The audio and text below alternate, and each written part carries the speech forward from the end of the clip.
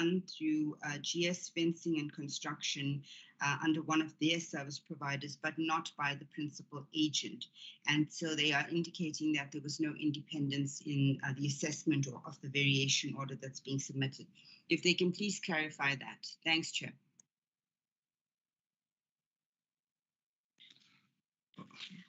Thank you, Sfiso. All right, thank you, Chair. Maybe just to respond on the subsidy that expired in June 2021. We acknowledge that.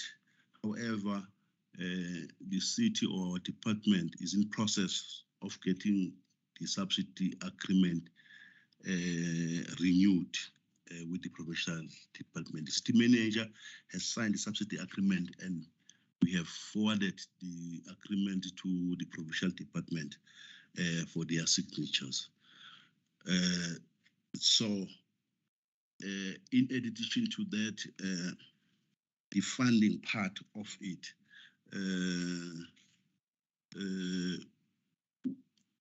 because it was supposed to have expired the substantive of the subsidy agreement expired last year. We have requested the rollover, which has been approved. The rollover was actually approved on the 2nd of December last year, 2021. So that issue is surely sorted out. It's being sorted out at the moment. So, and the payment are being, or the contractor is continuing to do that. Regarding the engineer that we said it was supposed to be done by another consultant. I think this is actually there are no other engineer that is really appointed on this project. As a result,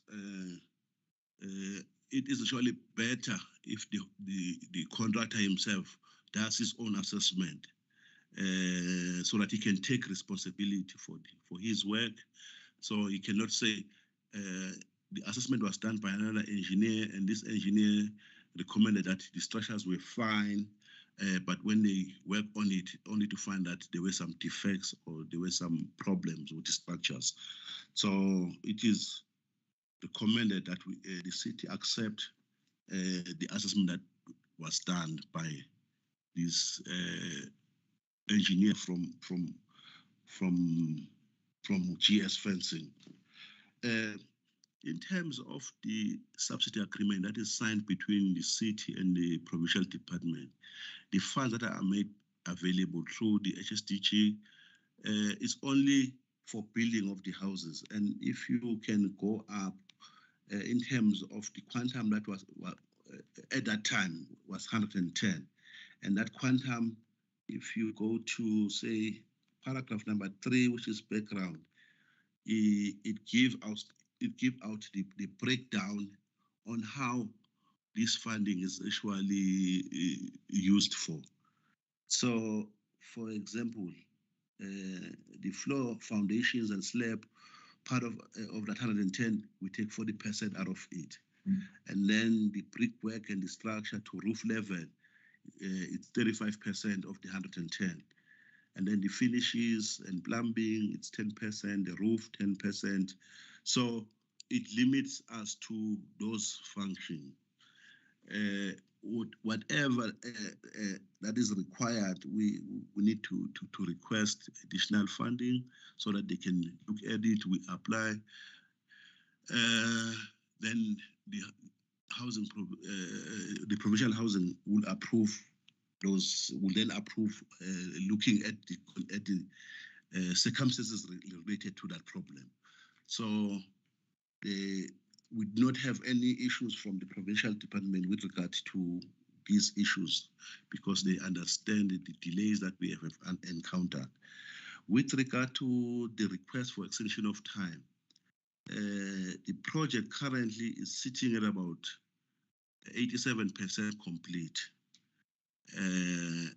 And in terms of our assessment, we believe that the contractor is in a position to complete this project by the end of 30 June 2022, which, according to the appointment, was still within his construction period or the time that was provided to him. I think that's all. I think I've covered all the concern from the member of the committee. Thank you. Menkadime. Chair, my one additional question was the handover. When was it handed over? Because I did indicate that it was 4 months prior to the lockdown actually started, if they were appointed in 2019 November. Thanks. Menkadime. Yeah. Thank you, Chairperson. I wanted to come in on that issue because I could tell that Fiso couldn't cover it, and it's because he wasn't part of the city at that time. So what happened is that after the appointment letter was issued to the contractor, obviously we need them to comply in terms of insurances and all of that. So there was a bit of delay from the contractor to submit all the required documentation before they could commence. But also, we experienced community dynamics at that point.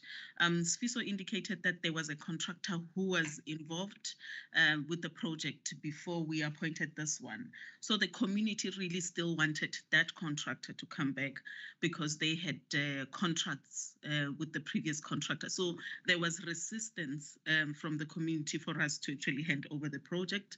We needed to have a couple of meetings with the community leaders before they actually accepted the new contractor. And that really caused a delay. I remember at that time we had about 4 meetings with the community leaders, for them to accept this contractor to commence with the works. Thank you, Chairperson.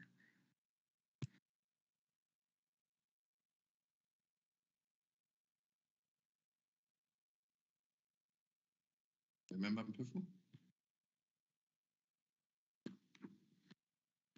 Chair, I'm not clearly understanding the issue.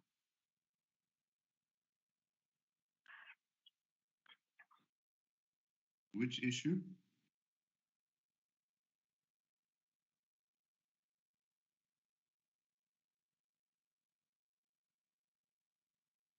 Member Mpefu, we've lost you.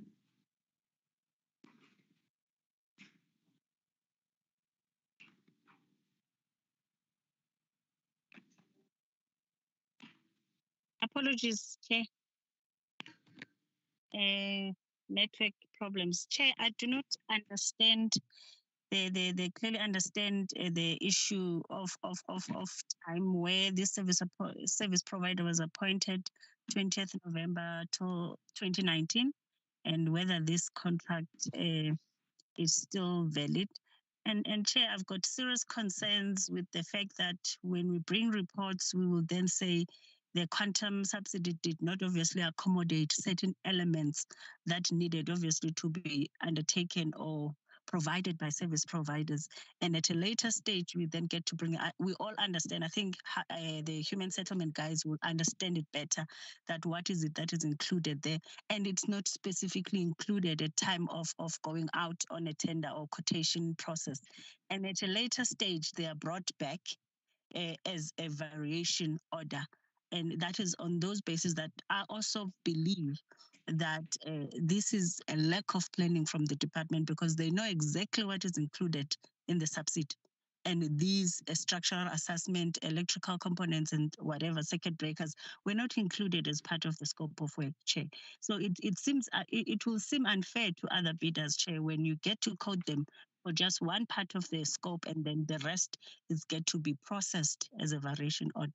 On those bases, Chair, I also do not support this variation order. Thank you, Chair.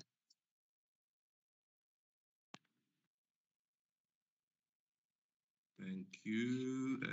Further inputs from your side, Member Mutseo?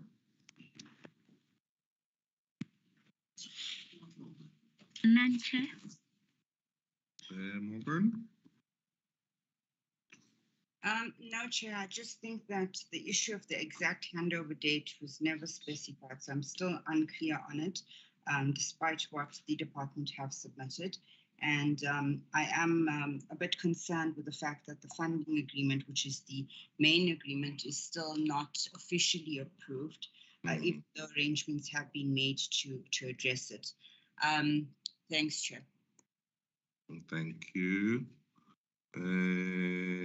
Menkadimeng. Thank you, Chairperson. We noted the comments received from the committee. I think in terms of this project, really, there were complications right in the beginning. And we are aware that electrification is not part of the subsidy quantum. It's not provided for in the items. However, we did not think that it was going to cost money for us to relocate the meters from the shacks to the houses. The reason being that in some projects, really, when the house is close to the shack, the relocation doesn't require additional meters or additional what do you call those things, additional wires, you know, to relocate the meters. So this was a different case. And also, you know, with regards to the subsidy agreements themselves, I mean, there is an arrangement with the Department of Human Settlements. And another issue that really caused this misalignment between the agreements being signed between the city and the Provincial Department of Human Settlements is really due to the fact of this, our financial years being so different and the delays in them approving the rollovers and all of that. So it just really complicates the situation.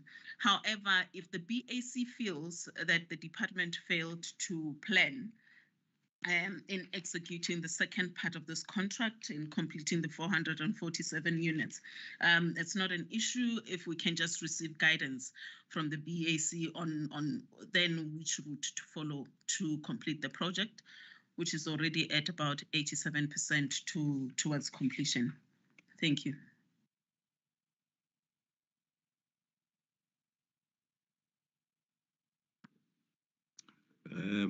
In the presentation, you had mentioned part of the assessment and the additional work was also communicated with the provincial department. Was there any written and correspondence between the city or the contractor and the provincial department in terms of them giving the go ahead for that additional work to be done?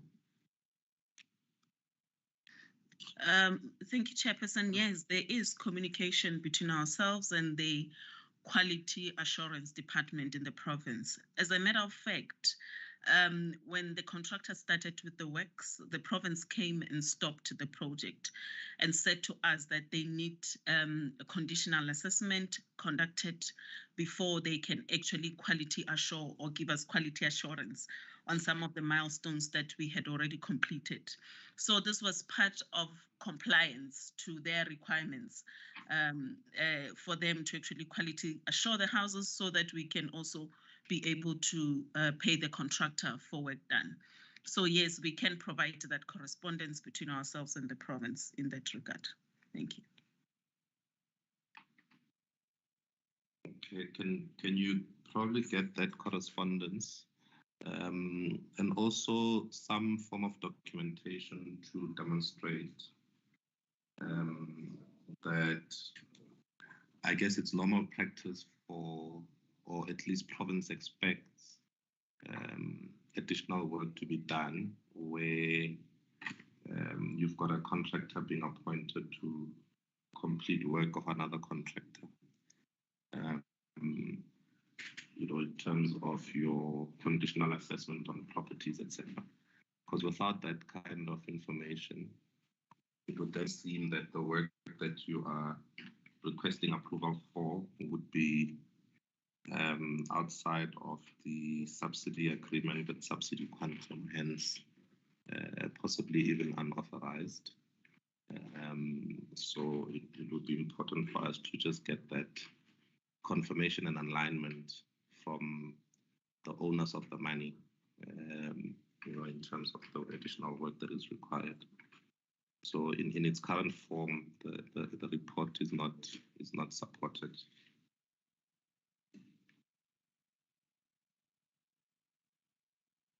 Thank you for that input, Chairperson. If I understand you correctly, you are saying that we must get all the supporting documents that you're requiring from us and submit them for reconsideration of this report, or what is this documentation required for? Yes, it's for reconsideration. The fundamental issue is that based on the assessment in the meeting of the report, it would seem that this was not planned for properly by the department. And what I'm looking for in the documentation is something that says, or that can then give us a sense of whether we should have actually anticipated that such costs would have needed to be incurred, and how we needed to then plan for it. Outside of that, to also get a sense from the provincial department on whether they are also aligned to the additional work and they are in support of the work that needs to be done to get this project finalized. Noted, Chairperson. It's clear we will get the supporting document and resubmit the item for reconsideration. Thank you. Additional inputs, members? Pefu?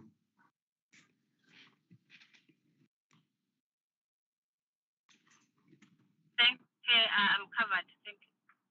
Thanks, Asminki.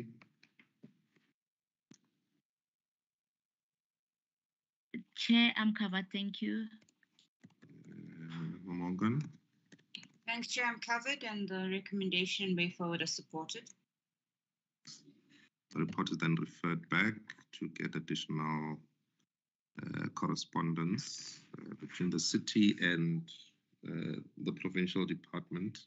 And I think fundamentally to just confirm that the additional work is approved by the department, and it's also something that is expected or could have been reasonably expected on a project that is to be completed by a different contractor.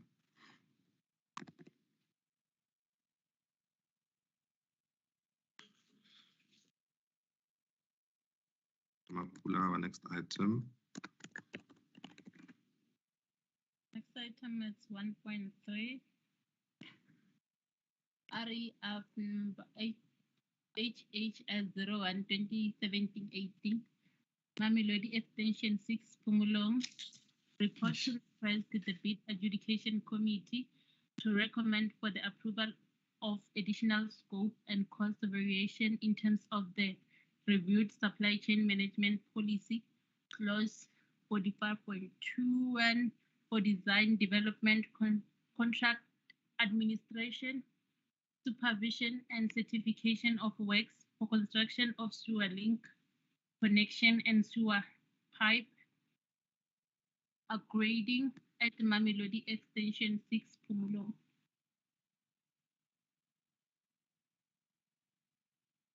Thank you. Who's taking us through?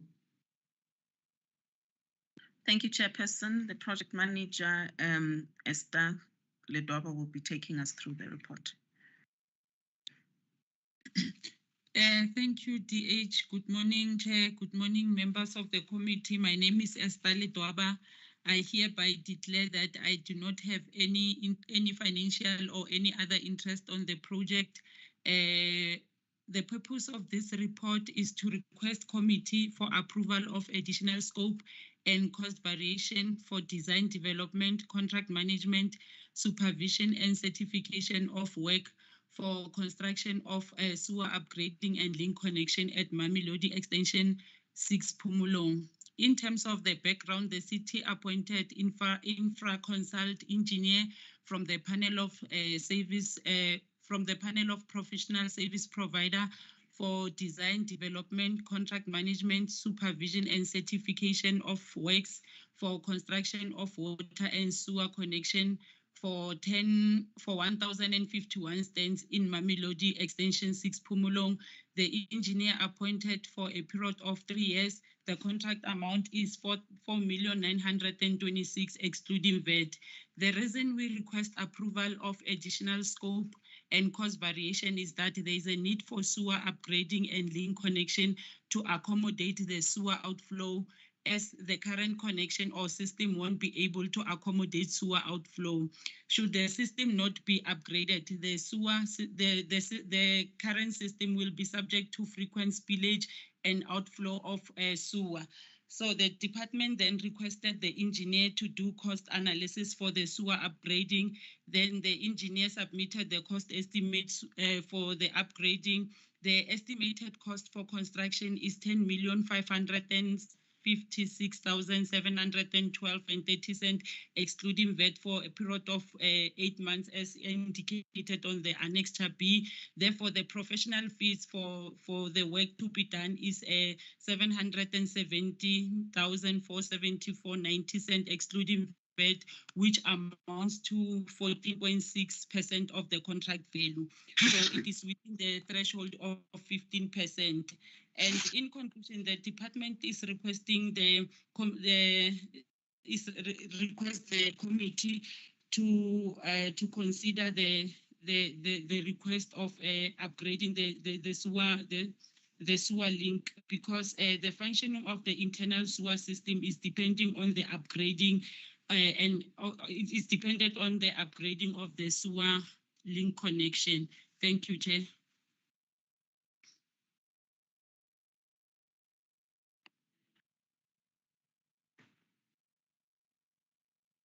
Thank you. Members' report is tabled for your comments. Member Mpefu.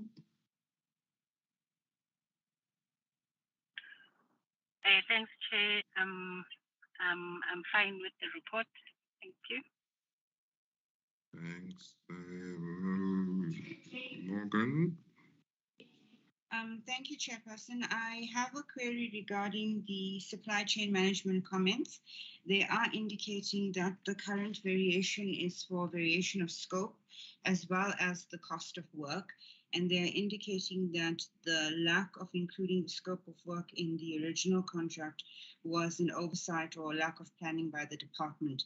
If the department can please indicate what the response to this is and the exceptional circumstances for why this wasn't included in the original scope of work and is needed now.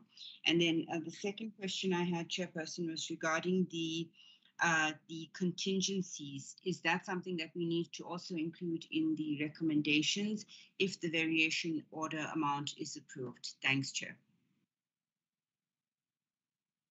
Thanks. Member Matseo.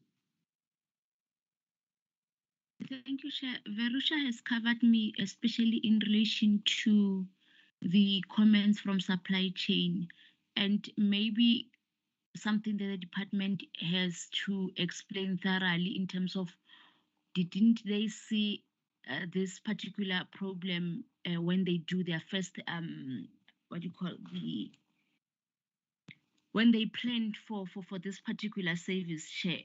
Why now that they are seeing the overflow of the sewerage system? Maybe a thorough explanation from the department, Chair, would assist me. Thanks, Chair. Thanks, department. And then I'd want to hear supply chain's view.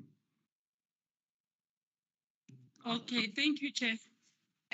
Regarding the comments from supply chain, I did contact supply chain, and then we had a discussion around the comments. They indicated that the report was too thin. If maybe we can have a detailed report, then they can consider our request.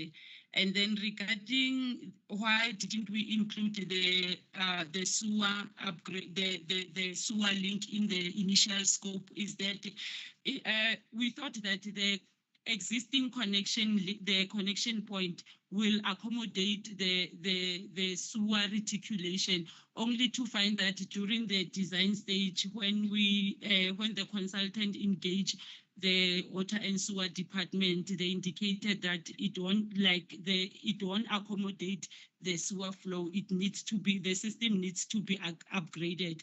But during the planning stage, we were under the impression that the existing connection point will accommodate the sewer outflow. And then regarding the 10% contingency, the engineer indicated that, like, he's recommending that the 10% contingency for the initial contract that we have appointed him on, he can use the 10% for the studies that may be needed on the design of the new sewer link. The studies such as additional services such as land surveyors work, environmental and health and safety cost.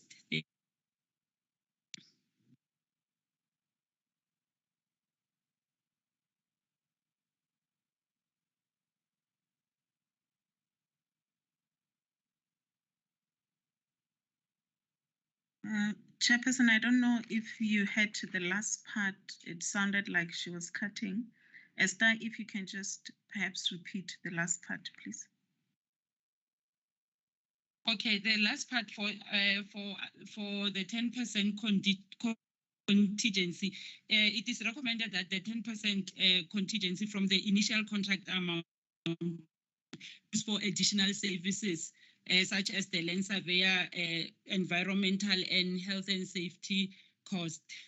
Thank you. I'm not sure if I've covered everything.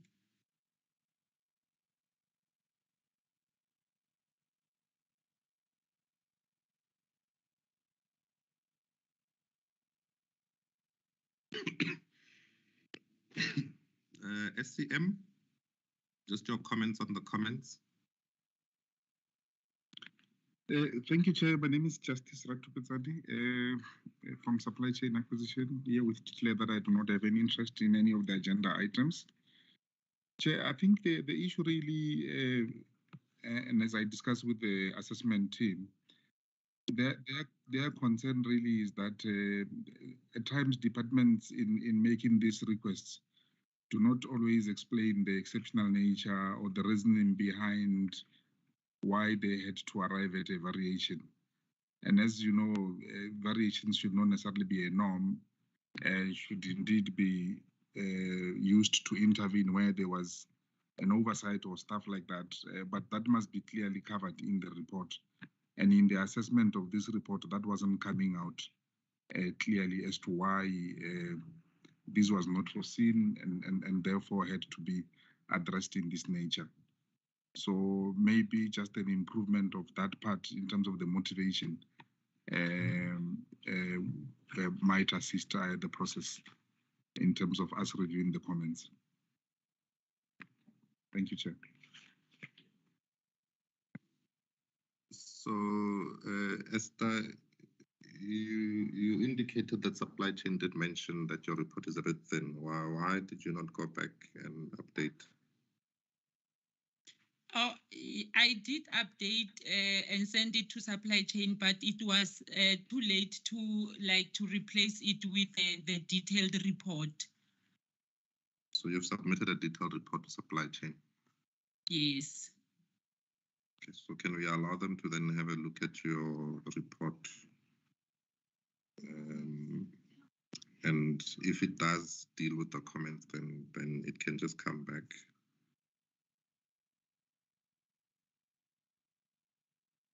Noted, Chair.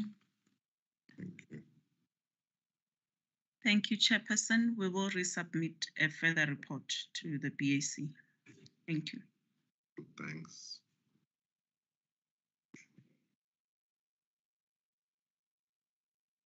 Members happy? Can we refer it back to just get an updated report with additional information and allow supply chain to reconsider their comments? Yes, Chair, supported. Yes, Chair, supported. Thank you. Our next item. The next item is item 1.4. Report to request the bid adjudication committee to approve the rectification of the current lease agreement from an indefinite period to a period of 6 months ending on 31st August 2022 with the respective service providers who provide alternative accommodation for former Schubert Park tenants as per the Constitutional Court order. Thank you, Menkadibeng. Thank you, Chairperson. DH Petal Thring will be taking us through this report. Thanks, Chair. Thanks, colleagues. I have nothing to declare and will take you through this matter served with you in September last year, and we had requested a extension till February. We were at an advanced stage of implementation of the program when the MEC met the Schubert Park tenants early in February. The MMC then requested that he has further time to meet with the tenants as well as the legal team on this matter. And we therefore asking for a rectification of the agreement for a further 6 months period. As I said earlier, we are at an advanced stage with the implementation program. However, the 6 months will afford the city time to implement the permanent solution, as well as work on the work with legal on the long-term plan for this. Chair, just to say that I understand that we were delayed with this. Yes, it did come late, but unfortunately we also really struggled to get comments from the department, and thanks to Acting Group Head Minky for assisting us with the comments from her department as we were struggling with them. Both finance and legal have given positive comments. However, there is an issue with the supply chain management comments, but I'm not sure that, because we need to remember that they've basically, the contract was for a indefinite period before we requested the 6 months period. So maybe that issue can be clarified. So we're just asking for a further 6 months. There is budget for us to just get, for MMC to have sufficient time and for legal to assist us with the attorneys to finalize the legal process and take the matter back to the Constitutional Court. Thanks, Chair. That's the report.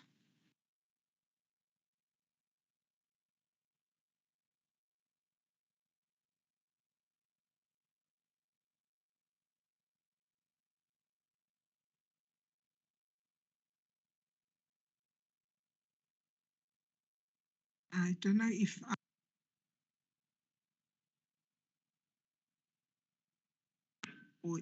I'm still audible.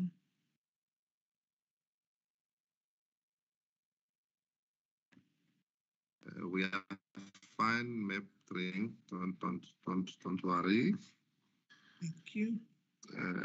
Members, the report is tabled for your comments. Ask Minky.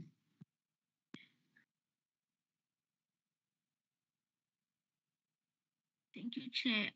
For now, my only issue is whether the 6 months period that has been said by the department will indeed be sufficient for them to really finalize this matter. Chair. Because I do not want a situation, or I'm afraid that there might be a situation whereby the department comes back again and request external or extra months just to conclude on this process. Especially because the court order still exists. Definitely, Chair. Member Morgan? Thanks, Chair. Chair, I do agree the time period is quite concerning for me. And I would like clarity on that, especially because, as you're aware, Chairperson, there was a recent issue with the Auditor General in regards to interpreting lease agreements for a certain period of time, and as well as them considered to be a variation order if it exceeds in a certain amount. Now, these are indefinite leases that are trying to be corrected.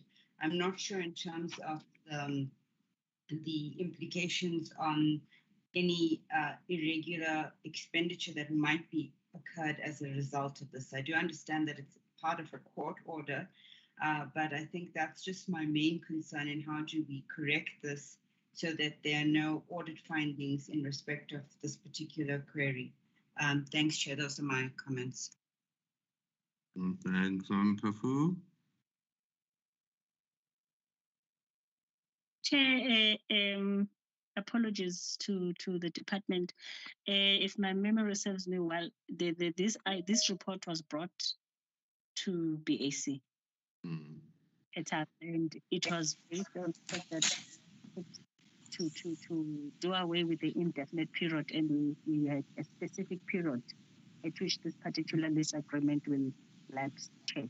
Not unless I'm confused now, because I'm seeing the same report still talking to the indefinite period and then extending it with 6 months. Didn't we, as the BAC, or maybe set a time that changing from an indefinite period that I just need that clarity to share so I know what this question. Well, it's currently on an extension which ended in Feb 2022. So it was adjusted from indefinite period, and the period ended in August 2021, then extended by 6 months to February 2022. So we currently don't actually have an agreement. Yes, that's where I'm trying to get it. If I'm correct, so we don't have an agreement.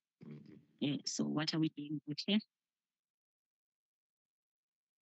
Chair, so the agreement is incorrect, then it's not a rectification of an indefinite period to a 6-month period.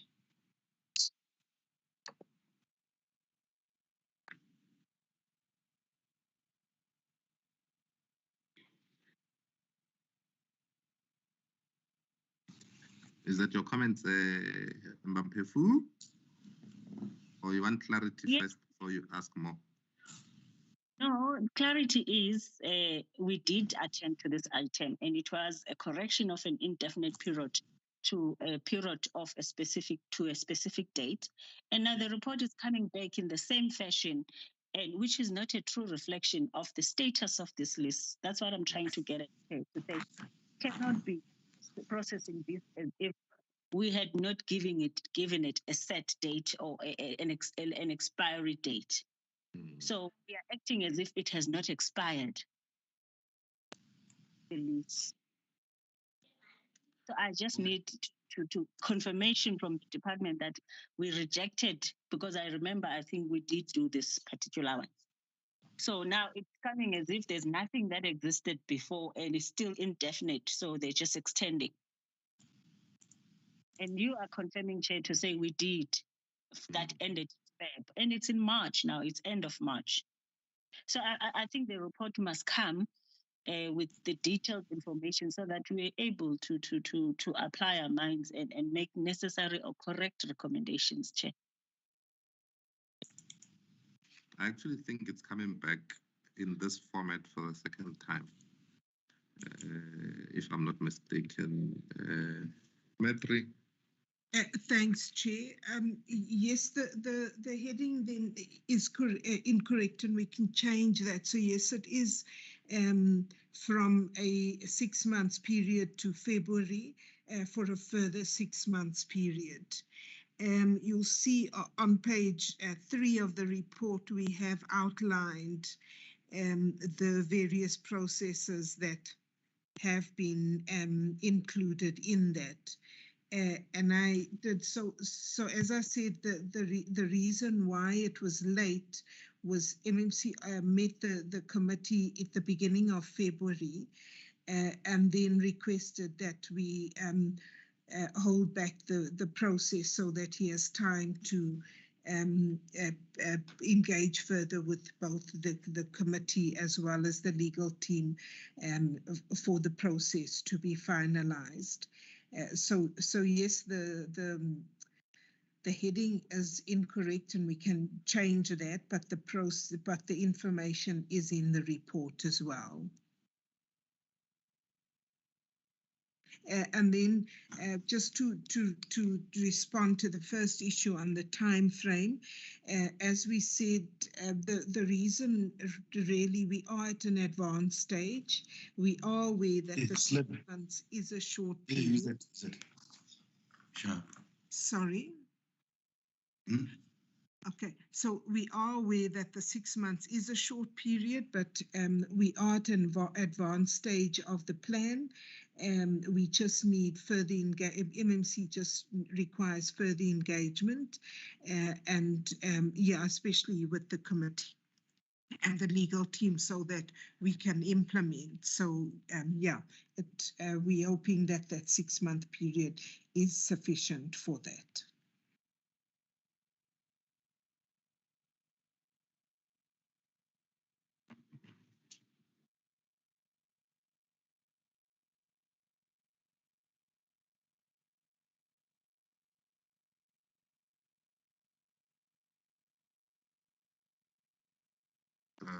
So I guess our biggest challenge at this point is that because the contract has ended, we cannot do an extension. And we'll have to think about a different way of actually procuring the rental space. So we might have to just think about the best way to process this item, because I don't think extension is going to work.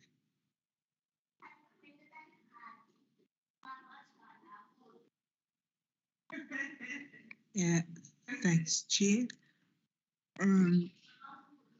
Is legal able to help us with that, or SCM? I'm not sure. Justice Mpefu. Chair legal can help. I'm not sure if I'll be out of order because obviously it has expired. I think they may be drafting because maybe there's a court order issue and stuff, a new agreement that obviously will assist us in moving forward. However, we should then be mindful of the fact that we had March where we did not have a lease agreement. Thank you. So we need to do it as soon as possible, whatever that agreement is.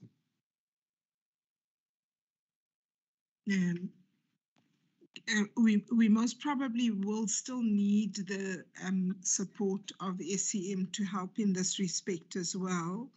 So if we can ask the acting CEO from legal to assist us with someone, and then we can engage as well with SCM on what the way forward would be. Thanks, Chair. Thank you.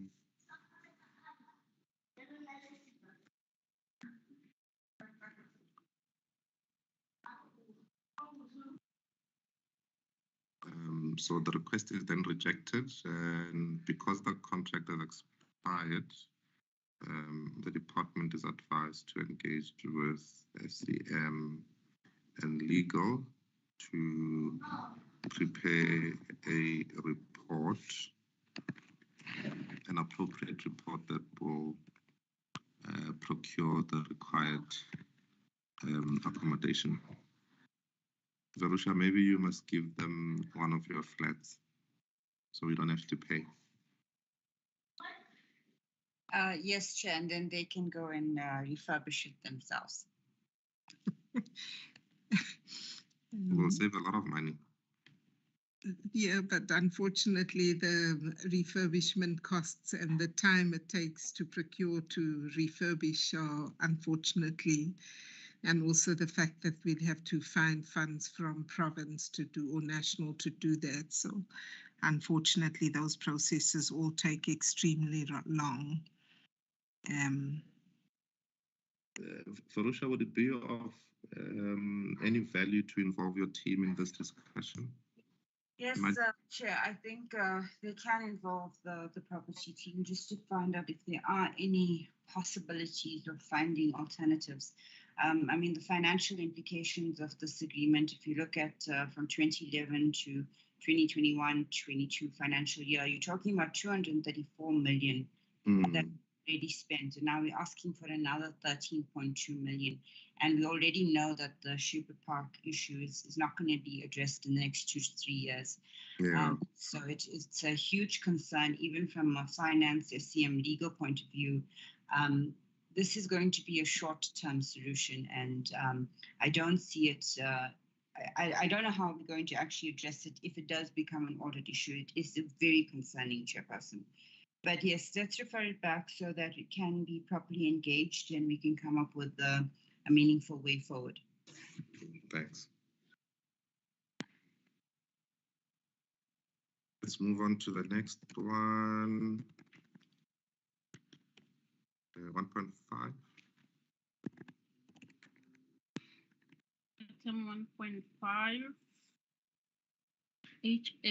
HSS 01-2015-16 Soshanguve FM report to request the bid adjudication committee to recommend for the approval of extension of time of an additional 12 months for Soshanguve MM project.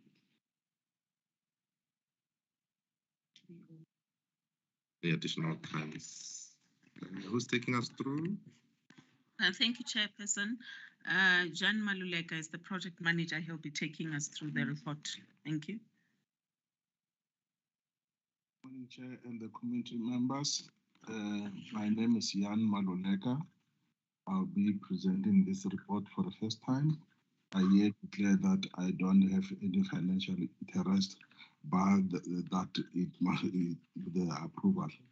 The name of the report is to request the bid adjudication committee to recommend for the approval of extension of time of an additional 12 months for the Soshanguve MM project. The purpose, the report is to recommend the committee to recommend for the approval of extension of time without cost for Silver Horns Consulting Engineering for the Soshanguve MM project. Background, Silver Horns Consulting was appointed on the 5th of November 2020 to provide engineering services for water and sewer services for 80 states in Soshanguve MM for the period of 12 months, effective from the site handover date. The appointment scope entails stage 1 until stage 6. The consultant scope of work also include the duties associated with the compliance of occupational health and safety, as well as environmental management.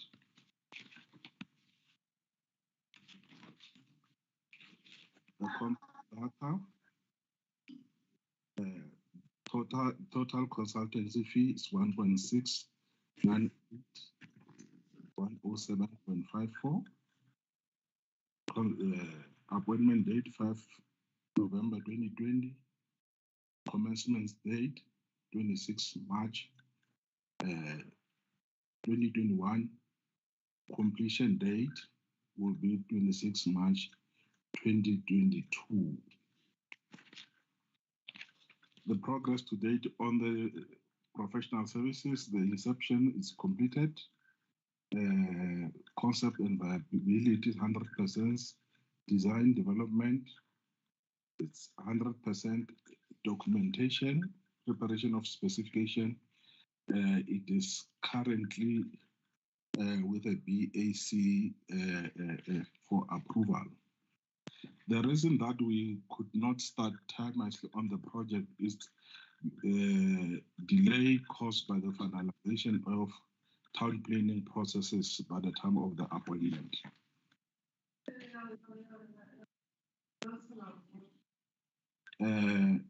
On the comment, I could say we receive all positive comments from all the commenting department.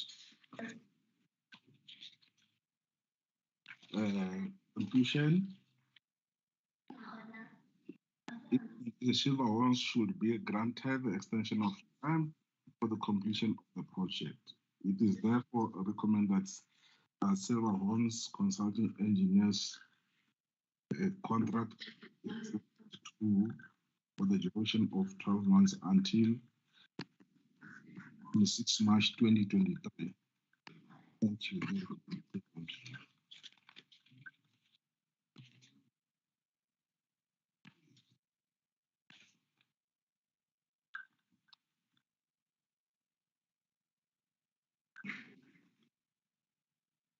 So Jan, why do you guys want to appoint consultants when you are not ready?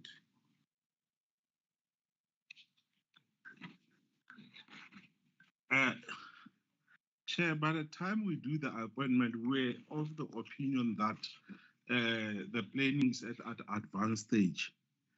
However, the planning department got some delays in terms of the approval of some planning processes. Hence, it had an effect on the commencement of our project for the design services.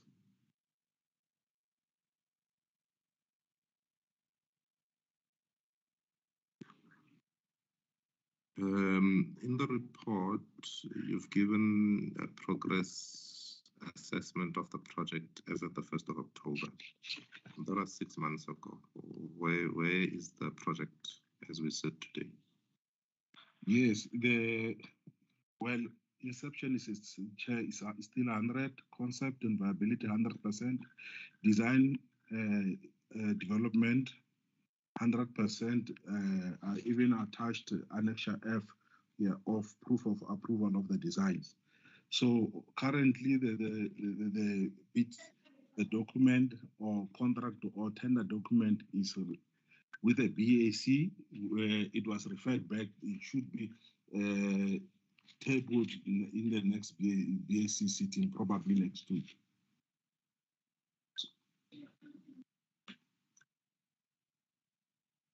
Okay. Members, reports, just table for your comments.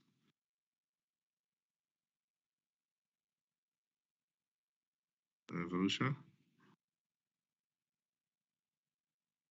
Chair, the extension is being requested at no additional cost. I think in light of the explanations being given, I do support the report and I don't have any further comments. Thanks.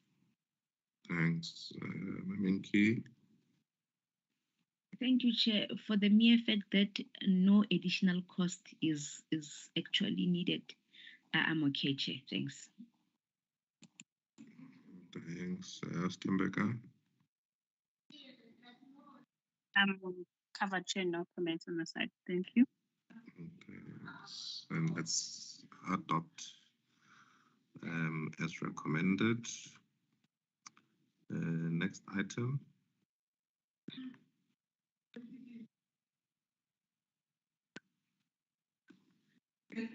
Item 2, Mapula. The next item is from the Group Property Department, 2.1, request for approval to deviate from normal supply chain management process and to dispense with the official procurement process in terms of Regulation 36(1)A to utilize original equipment manufacturers (OEM) for the maintenance, upgrade, and replacement of lift, escalators, and lift equipment for a 3-year period. Thank you. Who's taking us through the item? Chair, I'm Jan de Klerk. I'm representing Group Property Management. I have no financial interest and will abide to the rules of this committee. We requested for deviation on lifts, escalators, and paraplegic lifts in terms of the OEM, original equipment manufacturers. If I can take you through the background, Group Property Department's custodian of the City of Tshwane immovable property assets portfolio, and is therefore, amongst others, mandated to undertake systematic facility management of said portfolio. This includes the periodic and statutory maintenance, upgrade and replacement of lifts, escalators, and paraplegic lift equipment found in various city facilities to enhance the city's electromechanical equipment so that it can systematically be maintained. We have statutory law, Occupational Health and Safety Act 85 or 93 speaks to that, SANS 10360, regulations of lifts, escalators, and passenger conveyor regulations. The current lift installations have been in service for years. The international standard is as follows. From new to 10 years, service and general maintenance will be done on a monthly basis. That is statutory. At 10 years, an upgrade is carried out, then the service and general maintenance will be done monthly. At 15 to 20 years maximum, the installations are totally replaced, then the cycle starts over. The department has gone out on tender several times without success of awarding such tenders, where there were no responsive bidders to certain equipment. Such a example is GPM 01 2016-17, replacement of elevator at Cedar Vet, Christian Vet Center. GPM 02 2016-17 was replacement of 2 escalators at Sammy Marks, that period of time. That also did not go through due to non-responsive bidders. Another example was GPM 03 2016-17, replacement of elevator at Centurion, and GPM 05 2016-17, replacement of elevators at Stalshoog, the Flats. All these tenders were thrown out because there were non-responsive bidders on certain equipment. Only original equipment manufacturers quote on their original equipment, as they are the sole suppliers and manufacturers of said equipment. The option to go out on tender to replace the lifts is not viable, as the city does not have the funding or resources to address such a large capital layout, considering the financial crisis of the city. Non-responsive bidders for OEM equipment also make going out on tender a non-viable option, as experienced with the previous attempts. The timely and required maintenance on this statutory equipment will be considerably less in financial terms and will benefit the city financially and legally in terms of statutory law adherence, as well as occupational law requirements. The successful approval of this report will extend the useful life of the existing lifts and therefore bring about a saving to the city. Our estimated replacement value for all our lifting equipment in Tshwane is 75,600,000 rand. The yearly cost to maintain and adhere to the statutory requirement is 2.342 million rand. It was on the advice of supply chain management in the previous OEM contract that the department followed the route of appointing original equipment manufacturers for the maintenance, upgrade and replacement. The letters confirming that is in Annexure G. Considering the above, various original equipment manufacturers were appointed for the maintenance, upgrade and replacement of lifts and escalators in October 2018 for a 3-year period. The respective 3-year contract have expired on 16 October 2021, which leave the city without appointed service providers for the periodic statutory maintenance, upgrade and replacement of lifts and escalators. With this background in mind, Group Property is requesting approval to deviate from the normal supply chain management process. Maintenance, upgrade and placement lifts are mandatory, and we must comply to statutory law. At this stage, we can be fined by Department of Labour as we do not conform to the regulations, and we are also taking a legal and occupational health and safety risk by not adhering to our statutory law. We have a layout of all our lifts in various buildings with the OEM manufacturers listed and their monthly charges on page 3 and 4 up to page 6.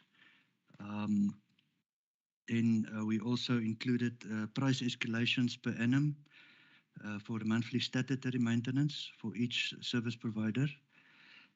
We also included inspection costs. We have Annexure B and C. Annexure B gets done every year. It is statutory law. It must be performed by a lift inspector. So we have got that in all our Annexure A through to F for the various service providers. On our Annexure G, we have sole service provider letters. We also have price summary, and Annexure J, we have the declaration forms requested by SEM. We got positive response comments from our financial division or financial department, and also from legal. But unfortunately, supply chain did not recommend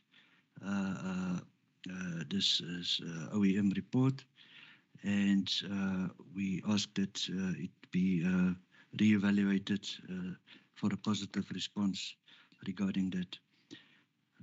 Thank you very much, Chair. Thank you. Didn't you say supply chain recommended that you do a deviation? Excuse me, sir, just say again. Didn't you say supply chain was the one that advised that you do a deviation? Yeah. On the previous contract, basically a similar contract on the previous period, they did approve, but this time they did not approve. Okay. And then in your international norms, and I don't know how it links to the different manufacturers. So 15 to 20 years, the installations are totally replaced. Now there's a number of lifts here that are more than, most of them are actually more than 15, 20 years. So are we saying that these specific manufacturers, OEMs, are not adhering to international norms? Do they not have their own norms and standards in terms of maintenance and total replacements of these lifts? Because obviously the longer the lift is, I guess it's got a higher risk. Yes, Chair, they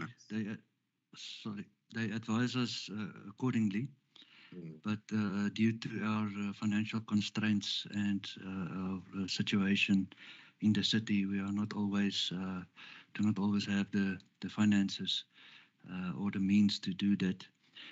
So we try our best to maintain these lifts, and also your Annexure B's yearly speaks to that, where there is wear and tear on your ropes and your guide rails and so forth. It gets notified by the lift inspectors, and that forms part of the critical parts lift list that I also have in my annexures. That is also incorporated. So there is a monthly check maintenance, and also then a yearly lift inspector inspection, global inspection on the lift installation to point out wear and tear items and to make sure it complies to the law.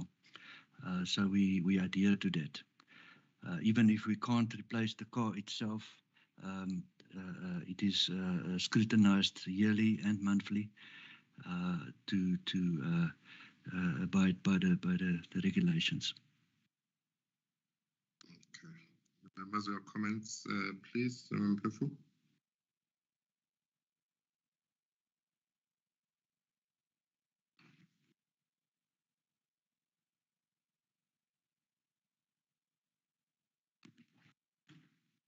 Member Mpefu, are you still there?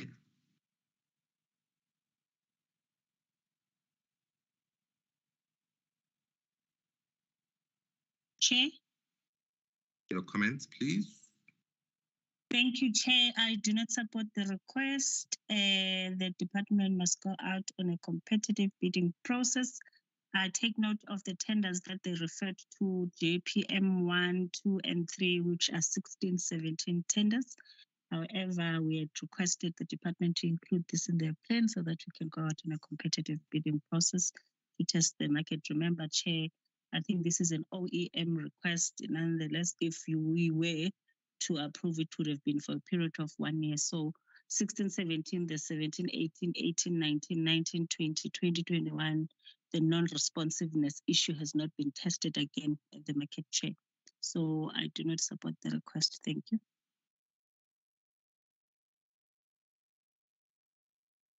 Thanks, Member Morgan. Thanks, Chair. Chair, I think we need to consider the facts of the report and in the manner in which it is presented.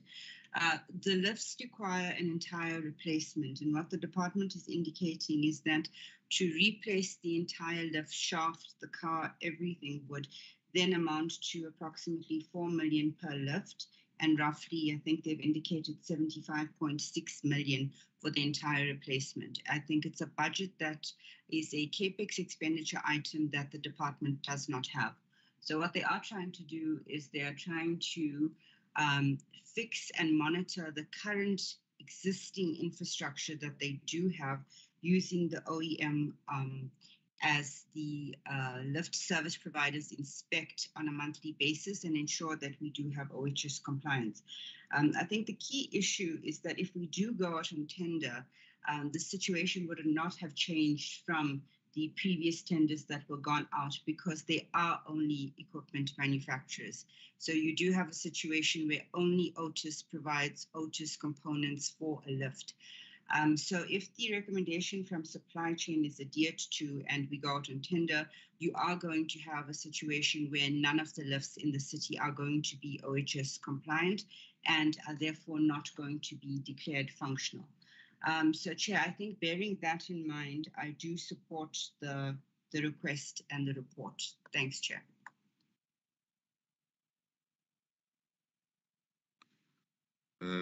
Thank you. Osminki.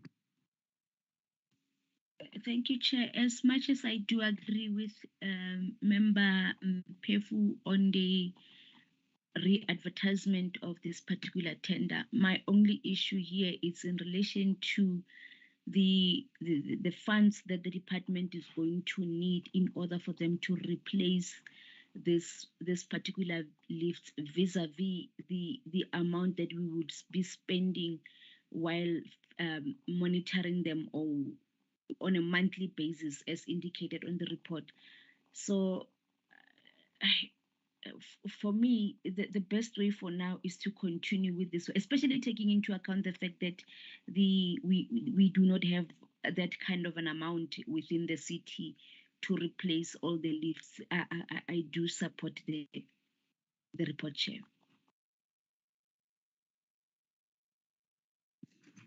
Thank you. So can we support it for 12 months?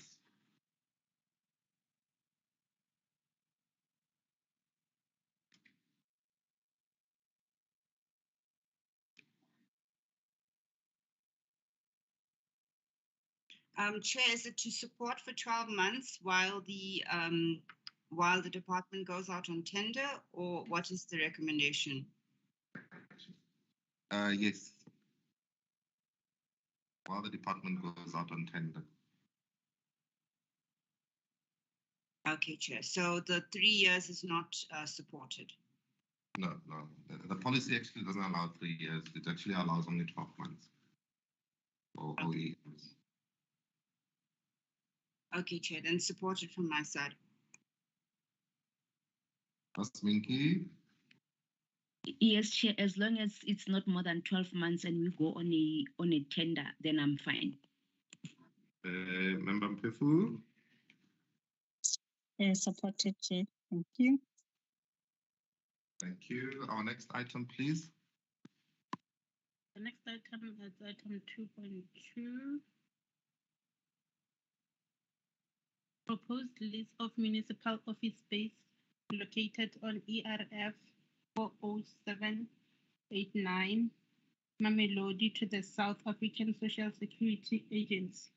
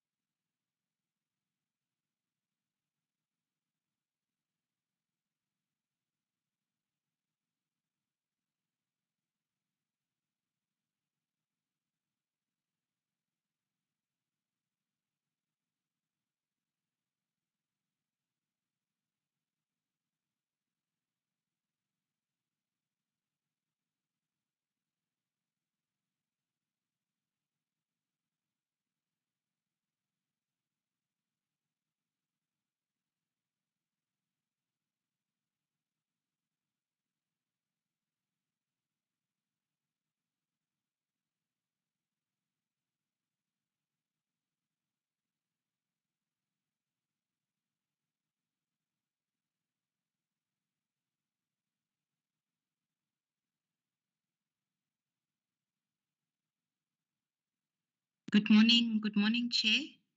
Good morning, members. I'm not sure whether I'm supposed to start presenting.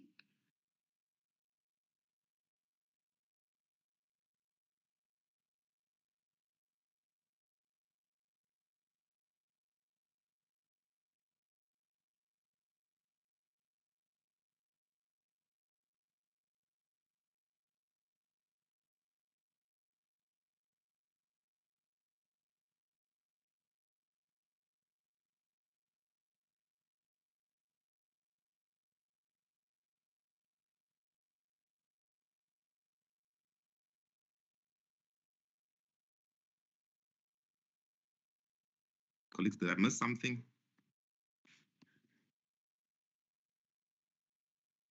Chair, the department is requesting if they can begin presenting. I didn't say they can stop.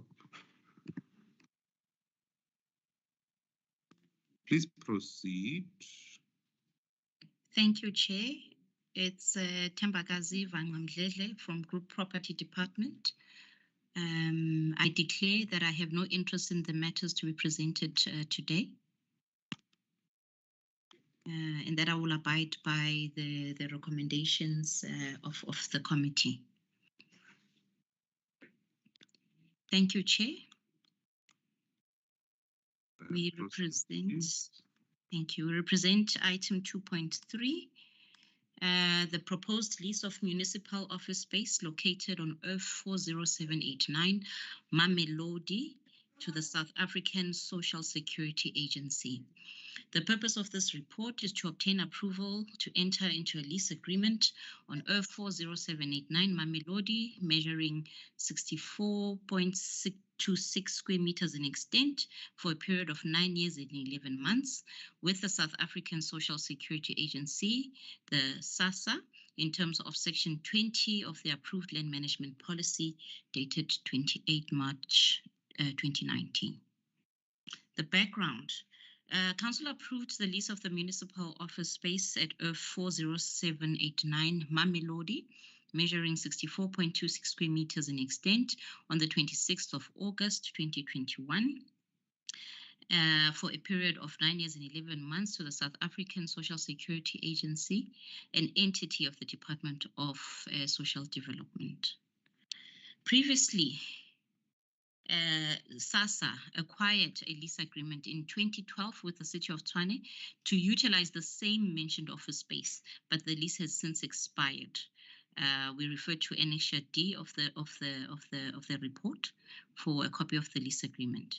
It is therefore their intention to enter into a new lease agreement with the city so as to ensure that there is proper accommodation for officials in order to carry out their mandate of administering services such as disbursing social grants and other related services to the most vulnerable citizens in need of government support. In discussion, the key functions of SASSA are related to the administration and payment of social grants, of which, among others, involves the processing of applications, verification and approval of applications, and payment of grants to eligible beneficiaries. In terms of the social security service, in accordance to the national agenda of the government. In order to ensure that measures are put in place with regards to the health and safety of staff at the facility, a valid lease agreement is therefore being requested for compliance purposes by SASSA. The financial implications. The lessee shall provide proof of payment made on the contract fee for the administration fee of 500, including VAT, upon signature of the agreement, a deposit equal to 1 month's rent and exclusive of the first month's installment shall be payable simultaneously on signature of the agreement. The proposed rental for the above mentioned office space is 2,560 per month. This amount will escalate annually by 9% effective from 1st July 2022. The required maintenance and cleaning of the office space will be at the cost of the lessee, and the city will not be liable for any damage, loss, or injury that may occur due to the occupation and use of the office space. There are no human resources and communication implications, and there is no previous council or mayoral committee resolutions. The constitutional and legal implications. The proposed lease and SLA complies with Regulation 34 and 36 of the Municipal Asset Transfer Regulations in Section 20.3 and 20.5.13 of the Tshwane Land Management Policy as approved on the 28th of March 2019. Comments have been sourced and received from Group Legal and the Finance Department. And in summary, the comments received from Group Legal and Secretariat Services are contained in the report, but ultimately they confirm that the report complies with the MFMA and the MET regulations. Comments received from the CFO's office have also been contained in the report for your perusal, but in summary, supply chain management's view was to recommend that Section 14 of the MFMA and Section 43 and 44 of the supply chain management policy be adhered to in this regard, and furthermore, the MBD forms and supporting documentation indicative above be submitted. In conclusion, Chair, SASSA is a national agency which was created to distribute social grants on behalf of the Department of Social Development to South African citizens who need them the most. It is tasked with reducing poverty, promoting social integration, and creating conditions of sustainable livelihoods. It is the intention of this department to directly lease the municipal office space located at Mamelodi to SASSA, an entity of the Department of Social Development, in order for the agency to carry out its mandate by serving the surrounding community. In recommendation, 1, that the city office space located on F40789 Mamelodi, measuring 64.26 square meters in extent, be leased out to the South African Social Security Agency, an agent of the Department of Social Development, for a period of 9 years and 11 months in terms of Section 20 of the Land Management Policy dated 28 March 2019. Recommendation 2, that the reasons for deviation from the normal tender process is in accordance with Regulation 40 of the Municipal Supply Chain Management Regulations. Recommendation 3, that the municipal office space located on 04079 Mamelodi, measuring 64.26 square meters in extent, be leased at a market rental of 2,560 per month, inclusive of assessment rates, and is subject to an escalation of 9% per annum effective from 1st July 2022. Recommendation 4, that the proof of payment of the deposit equal to the monthly market rental together with the once-off administration fee will be paid upon signature of the agreement. And finally, recommendation 5, that further conditions applicable to this transaction as stipulated in the council resolution will be included as conditions of the lease agreement. Thank you, Chair.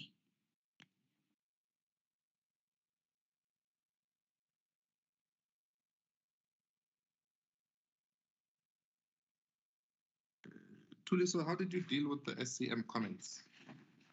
Because I don't see in the report you dealing with how Section 14 was complied with.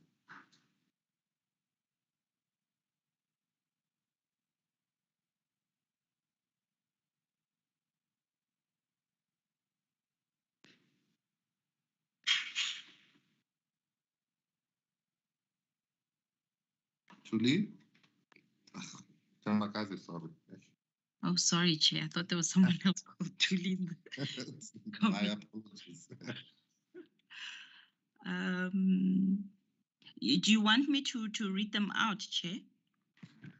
No, I just want to understand, because the report doesn't outrightly say that we've dealt with the Section 14 process and it has been dealt with. So how did you then address the comment from SCM on particularly Section 14? Particularly Section 43. 14. Well, yes, I think the council resolution we felt sufficiently deals with Section 14 because it is a Section 14.2 approval by council. Okay, I'm just saying in the report you don't expressly say that council has given approval that the property is not needed and it can be,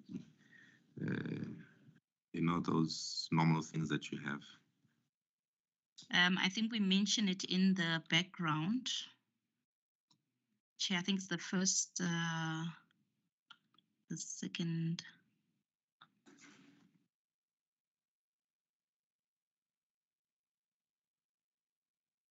Yes, Chair, we deal with it in the background, point 3 of the report, where we're saying that the council approved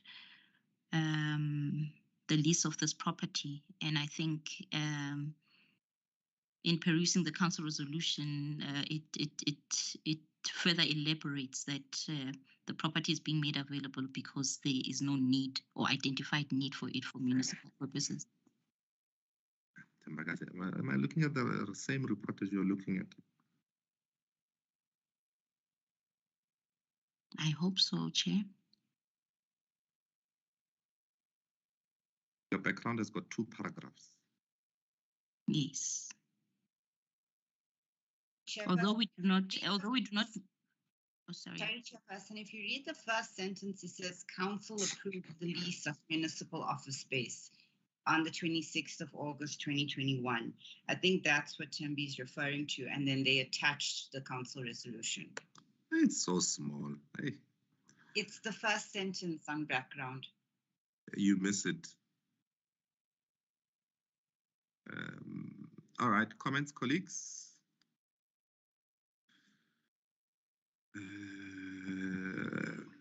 Varusha, since you are on the floor, might as well. Thank you, Chairperson. Chairperson, I do see Council has approved the report on the 26th of August. This is a report to bring in revenue to the city of 2,560 Rand per month. I see the comments from departments are supporting it in the report, as well as all departments have supported it in the Council resolution comments. Your local government ordinance proof is not needed because this is the under 10 years lease agreement. And it is in compliance with your land management policy. So I do support the report. Thank you, sir.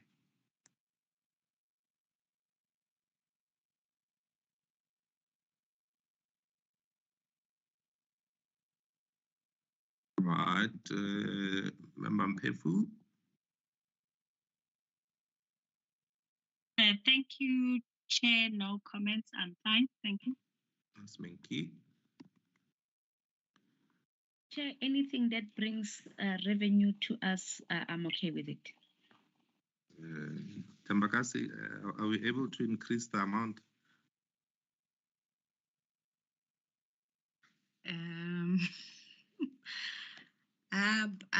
I'm not sure, Chair. I think we would have to check whether an independent valuation was done, but I think this is the latest valuation I think that we have sourced from finance.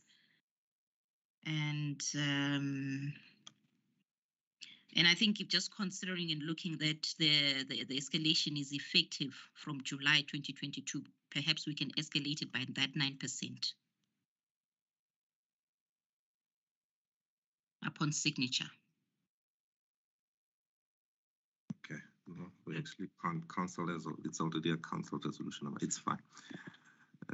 As recommended, colleagues. As recommended, Chair. As recommended, Chair. Chair, as recommended, I just wanted to indicate that in the report, whenever finance is giving comments, they are including assessment rates in the lease amount, the rental amount. Perhaps going forward, that's an engagement that must be had to say that you should have the rental amount separate from your rates amount. Plus, so it must be rental plus. Yes, or rental excluding assessment rates. Therefore, the city can charge rates separately to the lessee. Yeah. Our next item, colleagues. The next item is item 2.3. Request for approval for the extension of the construction duration period on the appointment of the service provider for the provision of the business case for Region 1 and 2 office space optimization HHS 01-2018-19 and extension of the contract period for further 12 months. Request for approval for the extension of the contract duration period on the appointment of the service provider for the provision of the business case for Region 5 and 7 office space optimization HHR 01-2018-19 and extension of the contract period for a further 12 months.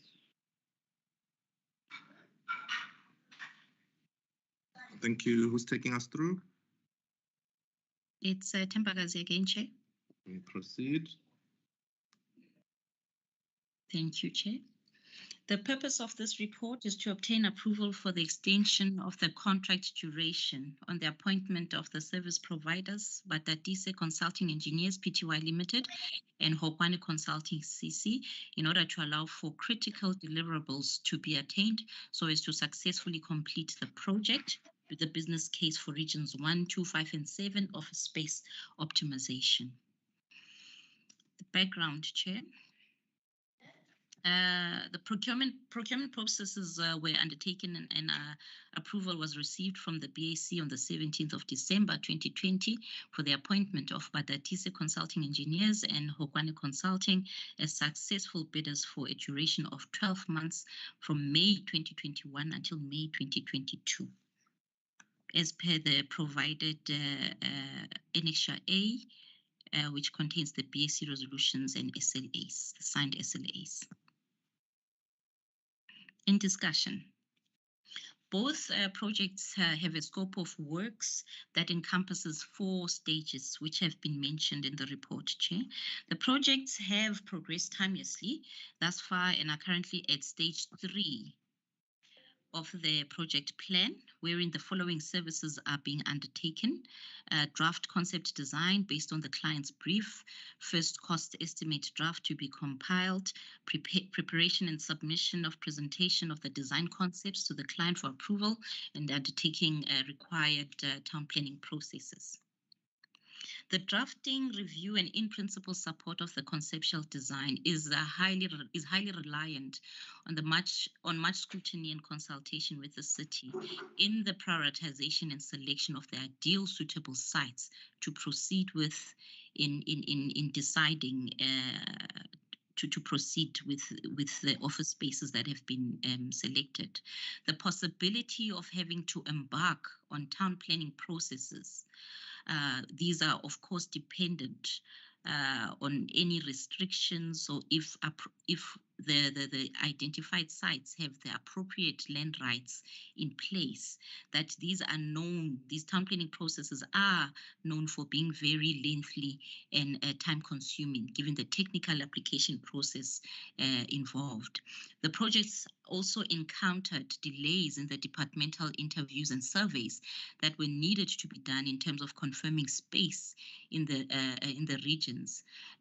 All the above mentioned reasons had a direct impact on the team's ability to commence with the concepts design stage, that is stage 4, as this must be strictly aligned to the space needs, the investigated space needs.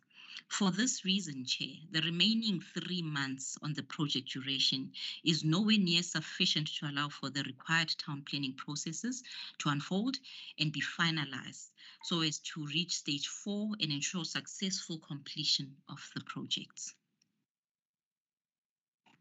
Point number 4.1, achieved deliverables on the contract.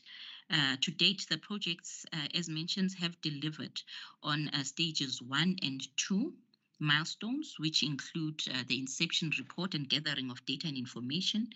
They've also concluded the functional requirements, status quo consultation, land rights and constraints analysis.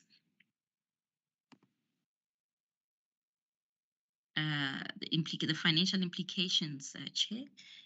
There are no human resources and communication implications. The financial implications that the costs that we are still to incur that are remaining on the project, Chair, is an estimation of about 4 million, excluding VAT.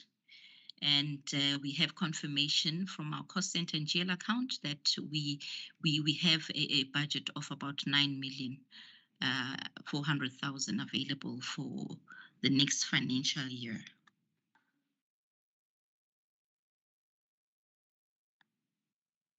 The constitutional and legal implications. The approval to extend the contract duration period of Badatise Consulting Engineers and Hokwane Consulting for the provision of business cases for regions 1, 2, 5, and 7 of a space optimization contract will have no constitutional implications to the City of Tshwane Metropolitan Council, as this request by no means pertains to an addition of the scope of works. Thereby, there is no variation from the budgeted cost of the project. Comments were sourced and received from the Supply Chain Department Chair. In summary, Supply Chain Management recommended approval of the extension of the contract for the work to be finalized, as the extension does not have any financial implications to the original value of the contract in terms of the MFMA, circular number 62 of National Treasury. The report is therefore referred to Bid Adjudication Committee for their consideration. Comments have been received from the CFO's office. In summary, Chair, we got confirmation of the amounts that are available as of February 2022 for this current financial year, 2021-2022, that the cost center and the cost element and budget available is confirmed to be 9 million. Sorry, Chair. The total budget allocated is 9 million. And what is confirmed to be available is 1,700,000.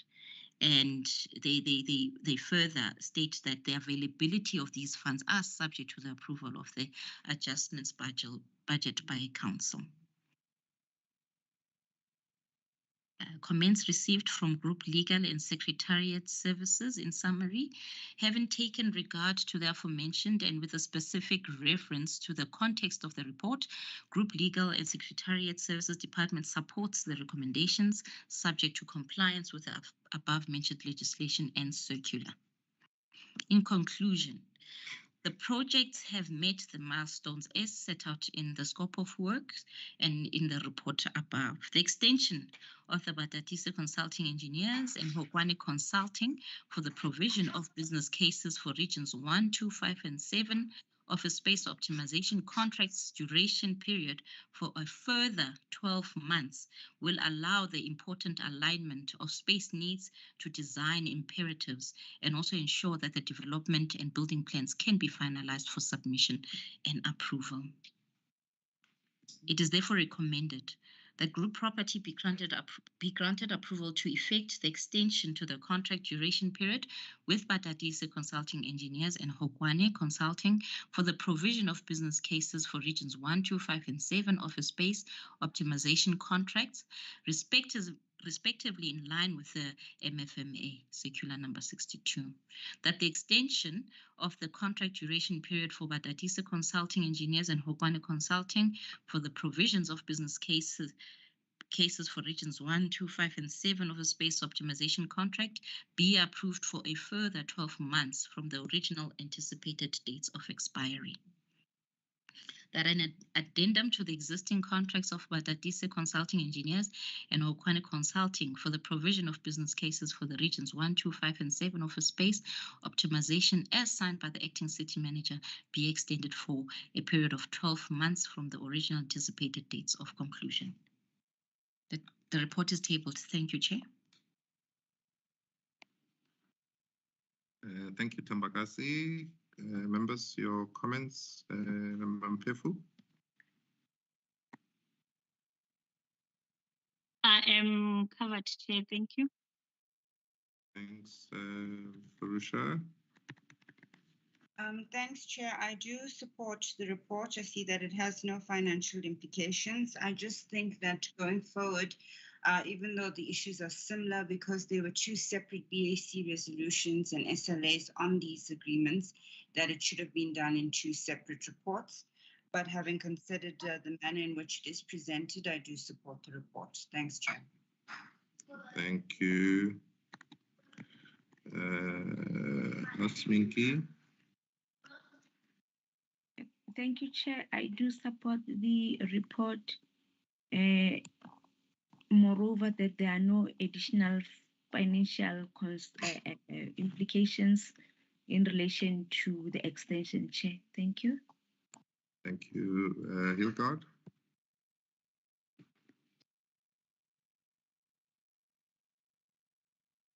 Okay, still not here. Then as recommended, let's move on to item 3. Thank you, Chair. Thank you, Committee. Thank you. Item 3. It's from Shared Services. 3.1 RFB 740 appointment of a service provider for supply, delivery, and uploading of laptop, desktop, monitors, and printers. Thank you. Who's taking us through?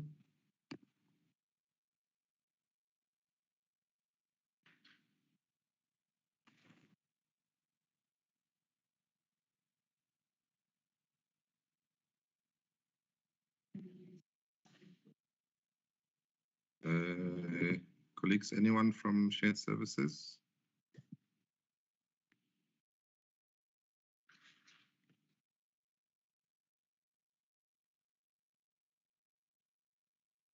Okay, let's move on to the next item. The next item is item 4 from Economic Development 4.1. Request to deviate from the normal procurement process in terms of section 36 or 1A, figure 5 of the Supply Chain Management Regulation to reappoint Royal Haskoning DHVPTY as a principal agent to assist in effecting the cancellation of the GBCC principal agreement that the city entered into with Bikila Construction for the construction of phase 1 of the Tshwane Business Process Outsourcing BPO Park project and project close out. Thank you. Who's taking us through?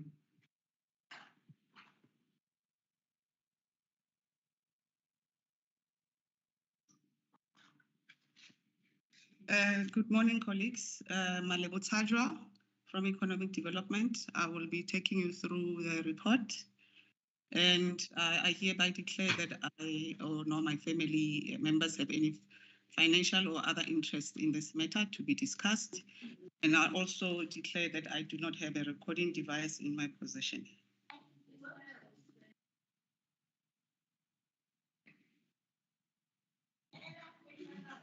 Please proceed. Yes. Okay. Who do you want to send it to? Background.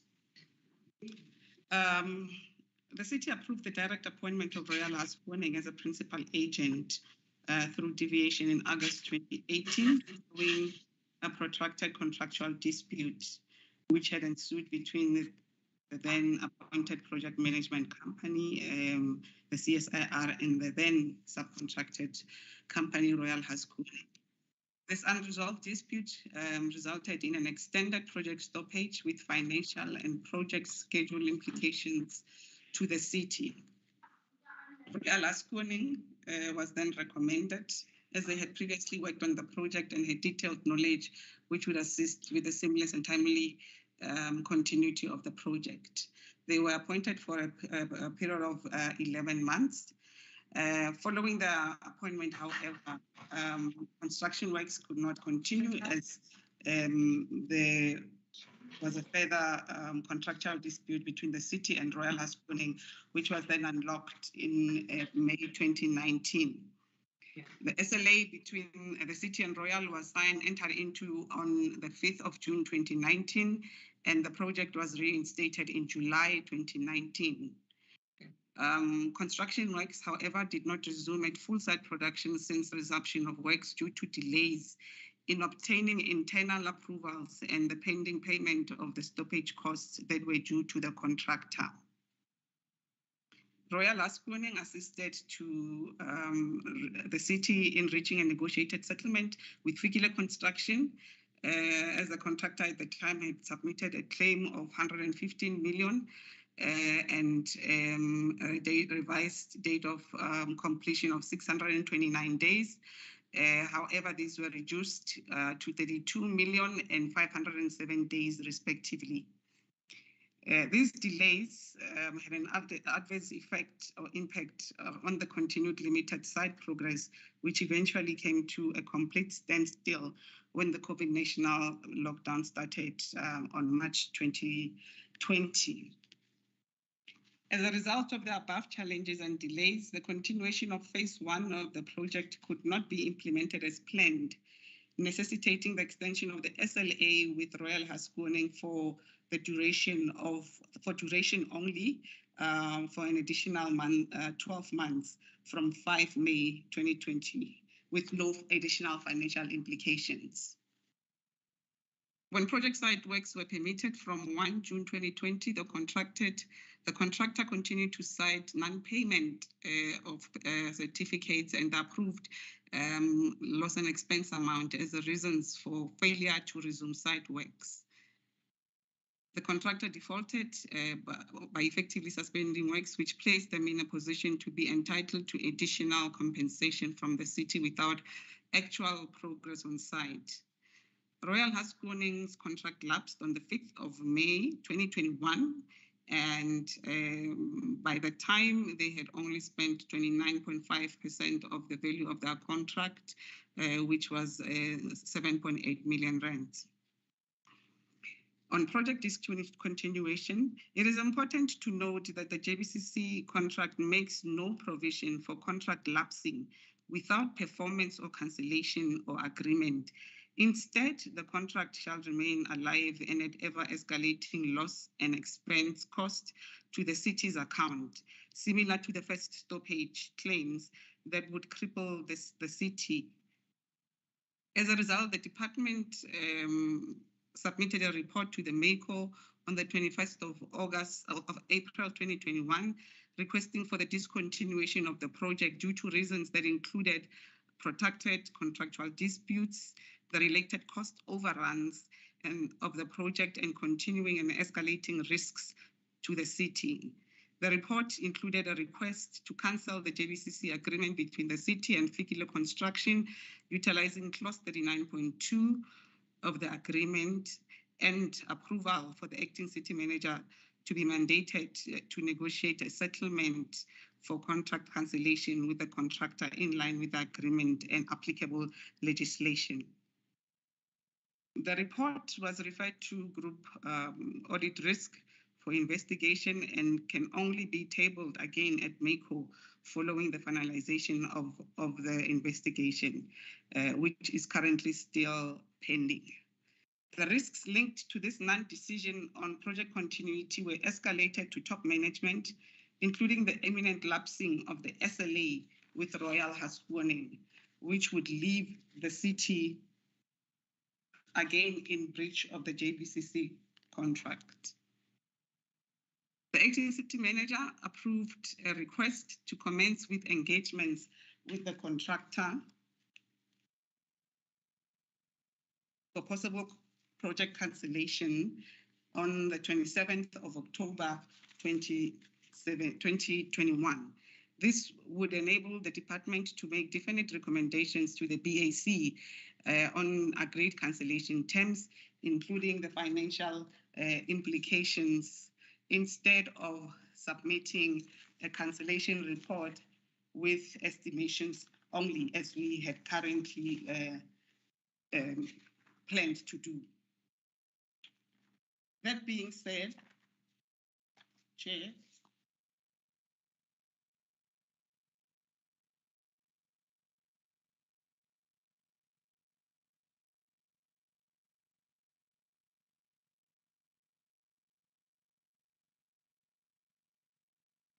that being said,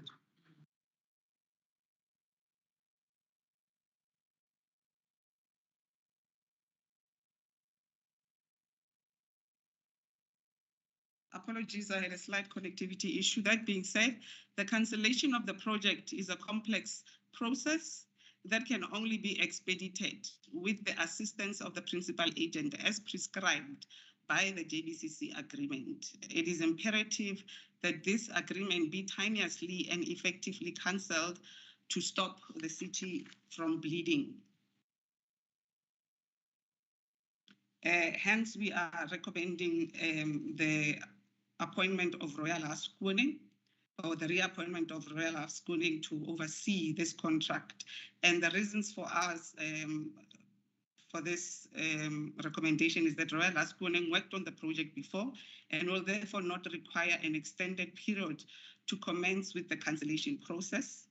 This might also result in possible cost savings as they would not spend an extended period familiarizing themselves with the project. They further have detailed information on the project, including all project-related challenges, previous claims submitted, and total work completed to date, and would be in a better position to assist the city with timely negotiations and project closeout. As indicated or alluded to earlier, Royal Haskooning assisted the city in negotiating the first stoppage cost, negotiated down from 115 million to about 25 million. This was the final amount that was paid to Fikile Construction. And they might also assist the city to obtain a lesser negotiated cancellation amount for the current cancellation that we are envisaging. And our recommendation to the BAC is that approval be granted for the appointment of Royal Haskoning for a period of 10 months from the date of signing of the service level agreement at a cost of 1.3 million. And that approval be granted for the acting city manager to sign the service level agreement with Royal Haskoning on behalf of the city prior to the commencement of the project. The BAC should also note that additional funding was requested during the budget adjustment process to cover the required services of the principal agent and the estimated cancellation amount. The report is tabled. Thank you.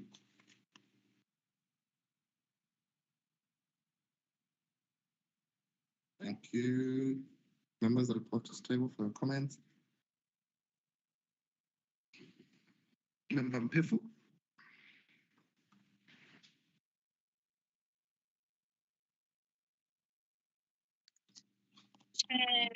I take note of the fact that the work done by Royal Haskoning is said to be at an amount of less than 30%. And the department is bringing forward the fact that Royal Haskoning has got more information with regards to this particular project. And for me, it's not good enough reasons for us to deviate. I therefore support the competitive bidding process to ensure that there is a new tender or a service provider appointed on this particular one. And considering the fact that they've also highlighted the lots of disputes that they had, and that resulted also in the delays in implementing this particular project. So, Chair, I do not support the report.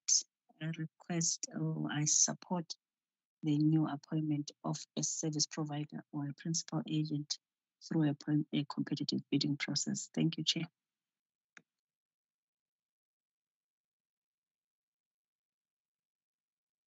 Thank you, Rochelle. Thank you, Chairperson. I think they just need to firstly give us a clarity on the funding issue. I know that they say that there are funds that were requested during the adjustment budget. Just to clarify if those funds have since been received. These are in line with the comments that we've received by Group Finance.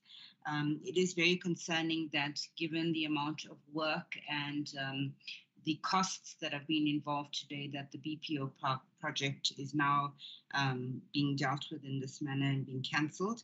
My main concern is very similar to Tembeka's, which is that CSIR has appointed Royal Haskoning initially, and clearly while they do have in-depth knowledge into this contract, there's no indication of what an independent, when I say independent, someone who was not involved from the outset, might actually provide as a quote for the service, especially considering that once their assessment is done, we're then going to expect a cancellation amount that then is going to come through from this particular agreement, which then has further financial implications for the city. Thanks, Chair. I think those are my comments. Thanks, thank you. Thank you, Chair. In as far as having this particular service provider to continue, it does make a legal sense. However, Chair, the fact that we're still going to have another financial implication in terms of the cancellation of the contract itself makes me wonder if we can get somebody at a lesser price who might charge us maybe even less than what Rascom or what the department has just indicated in terms of their amount there, which is 1 million something, that they will be charging us in terms of renegotiating the cancellation from this particular contract. Check. I do agree with both Verusha and Sis Tembeka. Thanks. Comments from the department? Thank you, Chair. I note the comments from the members. However, I think in responding to supply chain and the concern on the contractual disputes that we had, I mean, those were held. We had contractual dispute only at the beginning before the SLA was signed with Royal Haskoning, and since then we've had seamless working relations with them, and they have really assisted the city in trying to push the project forward. The key challenges that ensued were mainly following that, were mainly due to delays from the city side in terms of payments to the contractor and the city's financial standing. And I note the recommendation that this should go on open tender. However, we should really, also remember that it would take longer to get a company appointed, and for that company to familiarize themselves with all the background of the project, and to be able to then start officially with works on site. And given the fact that the JBCC will also be continuing, it also means that the stoppage cost, which we are yet to expect from the contractor, would be escalating until we get to a point where we start negotiating and we finalize all the cancellation terms. So that is the big concern from our side, Chair. Thank you.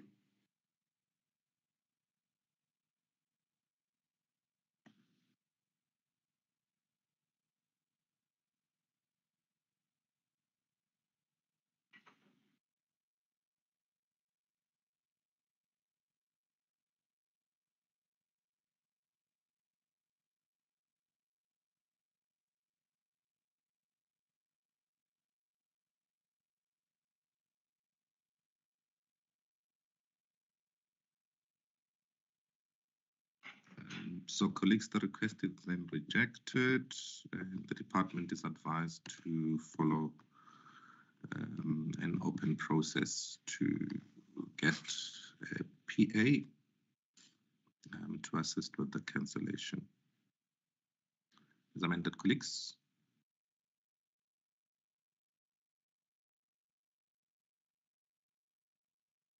Thanks, Chairperson.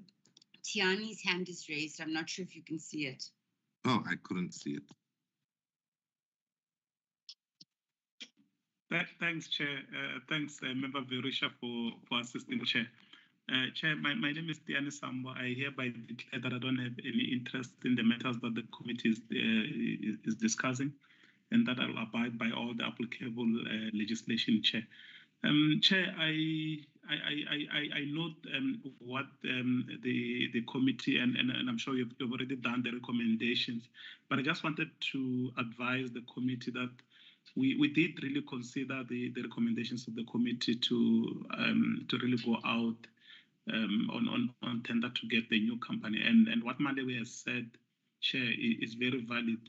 If you look at just the scope itself, as is now, I'm trying to think on how we're going to put together the scope, because you will know that in professional services you need to be falling within those stages, those extra stages. So I'm sitting and I'm thinking, how do we structure ourselves such that we still speak to the normal tendering process from EXA?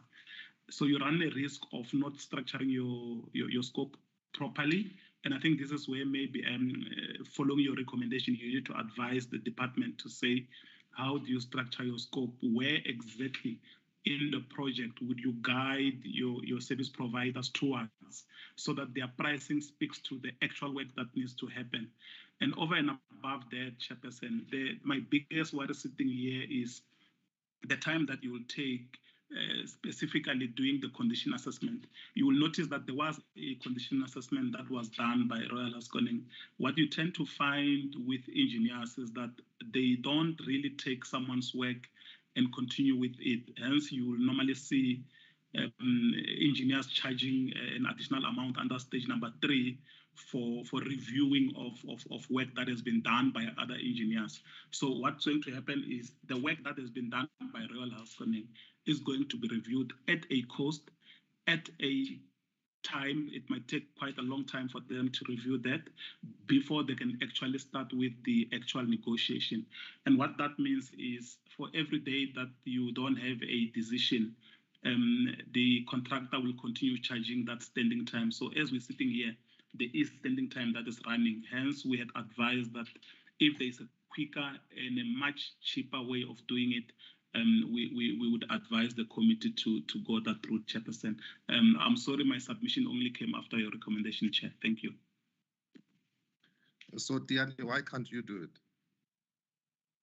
I mean, it's about site assessment, it's about quantification of work done, it's about preparing a closeout file. Fully from side, it's that kind of work.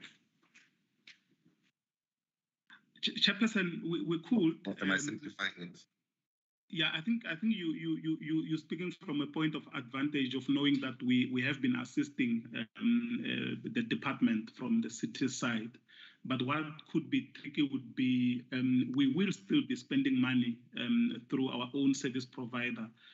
Perhaps it would be slightly cheaper. But looking at our current scope of work, it could be tricky because our scope of work only says we do project and program management.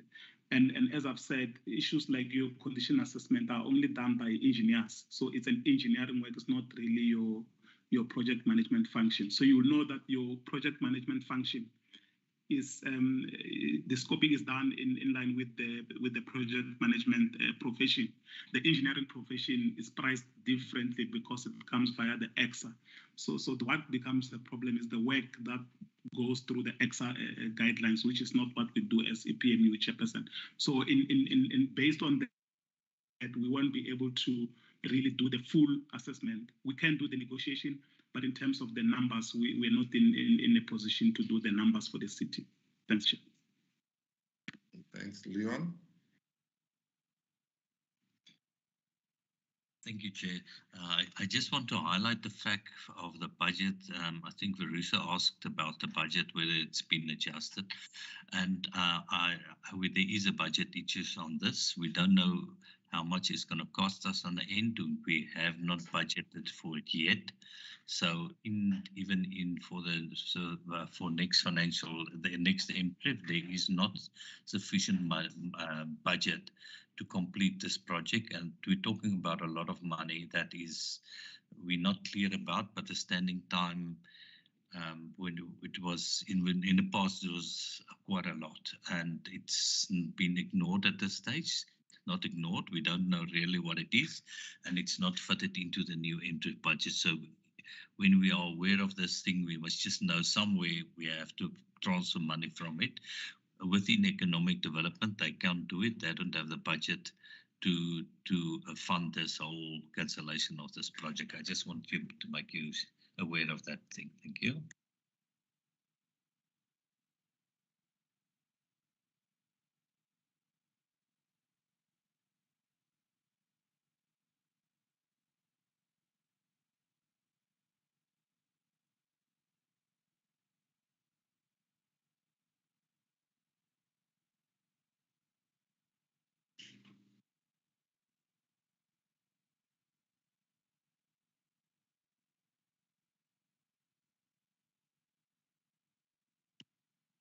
Member Mpefu, you had your hand up earlier. No, Chair, I think I'm covered, but I think it's important for the department to understand that when we bring these deviations forward, we must have convincing evidence or support of any regulation that we get to pick. I'm assuming we are saying in this particular circumstances, we are saying it's impractical for us to follow. I'm not sure, Chair, but I'm finding it hard to say it meets the requirement. I think what's more important is us whether I'm not overlooking the issue of funding, Chair, whether it's going to be better, it's going to be less expensive, but I am also more worried about us dumping all our expenditure, all our project expenses to irregular expenditure side. Once it does not meet the requirements, no matter how much can we try and motivate that, it still becomes irregular. And Diane is saying it's difficult for them to come and then come and scope this particular project. And I'm saying the very same way they can try and find a way, because Royal Haskoning is going to proceed. So on those bases, obviously, I'm not an engineer. We should find a way in making sure that in the very same manner Royal Haskoning was going to proceed, we try and get another service provider to assist. Thank you, Chair. Thanks. Malebo?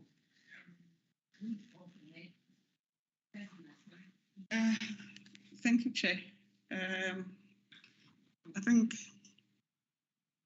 from my side, I've noted, and but I still require the committee to note the importance, like Diane was saying. However, if the committee still requires us to go the normal route, we shall do that. But it should be noted highly that it will be a serious cost on the city, and but however, we'll try to see how best it can be implemented. But that is just a concern from our side, Chair, that it will take a long time. But we will also need guidance in terms of how best to go about it, so that we do not even have returns when we go, or any further contractual disputes when we go the tender route as advised by the committee. Thank you. Diane, final comments? I'm covered, Chair. Thanks, Chair. Thanks. Osminki, additional comment?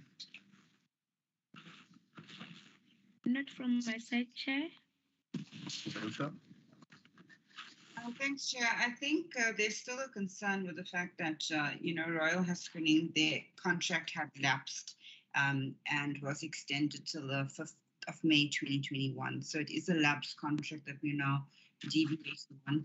There's no clear indication from the department on what these project delay costs or penalties are going to be as a result of work stoppages if they had to take the time to appoint another service provider, nor is there any indication of what the costs of a new service provider would be. It's clear from the report that there were disputes with Royal Haskoning and the city in the past, which then had to be resolved. So it still does raise a lot of flags in terms of our relationship with Royal Haskoning and the value that they're going to bring to this project, even though I do see in the report that they are saying they did manage to reduce the fees in the past. So I think just those are my concerns. I do hear that the department is very concerned that if they had to appoint a new service provider, there are going to be additional costs. But at this point, as a committee, we can't confirm what those cost implications are or the risks. Thanks, Chair.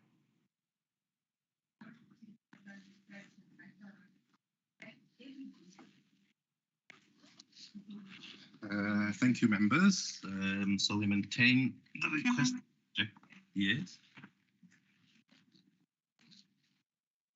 Sorry, who was that? Malebo. Yes, Malebo. Okay, I just wanted to give an indication in terms of cost, because prior to the lapsing of the contract of Royal Haskoning, we had looked at how much it would cost, and that is back then around May, and clearly the costs have now escalated. So at the time, we're looking at a standard fee that would have to be paid for cancellation using this clause 39.2, which is about 13 million. And for the possible, for the second stoppage, at the time, the estimation was 16 million. But like I said, that was in May, last year. So as Tiani said, with every day that passes, this amount of escalation is going up. So we're looking at about 30 million. So as we are sitting now, the cost will be even higher in terms of what we would have to pay the contractor for the cancellation of this contract. Unfortunately, yes, in terms of what other principal agents might charge, we do not have an indication on that, but it might be higher given the fact that they would still need to do groundwork in terms of getting in all the information on the project. Thank you, Chair.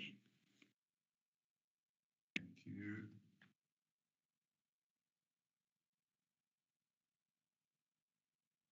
So let's go back and rethink, colleagues. At this point, the report is not really.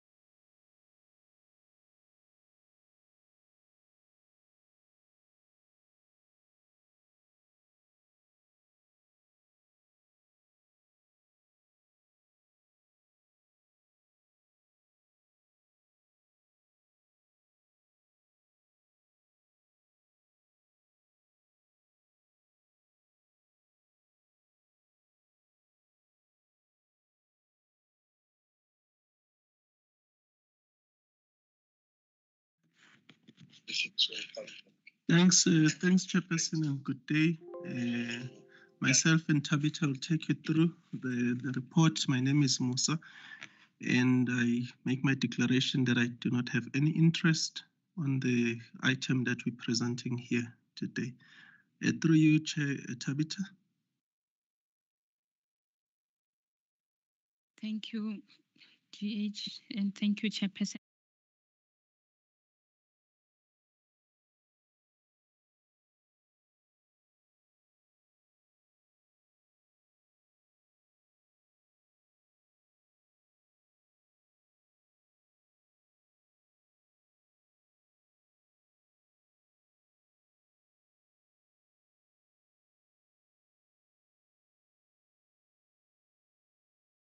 Laptops and desktops and printers in line with the needs in the city. We sent out the codes in October last year and sent the invitation to about 513 service providers, and there were 69 submissions that came for different items. And we've provided the information of where we're funding this, we aim to find this acquisition from. The items that we're looking for, they range from standard laptops that are used by employees to specialized advanced desktop and laptops, as well as a supply of printers as well. So, Chairperson, we have also provided the estimated quantities, but subject to the available budget. We do this process almost every 6 months because the market does change quite a lot. So we've provided then with the assistance of supply chain the administration information in terms of how the process was run, the service providers that made the process and did not. And then the recommendations then are made per each item based on the highest scoring service provider. And therefore the recommendation as well, they follow that particular line of recommendations. And we are asking therefore that the BAC consider recommending the appointment of these service providers and for the respective items that they have bidded and have been the highest scoring in them. Thanks, Chairperson. I don't know if Tabitha wants to add anything. Thank you, GH, and thank you, Chairperson. The recommendations per item categories, we have also recommended that in case where service provider number 1 would not be able to deliver, we should be allowed to go to service provider number 2 and 3 for all the items that were presented. Thank you. Members, the report is tabled. House Minky.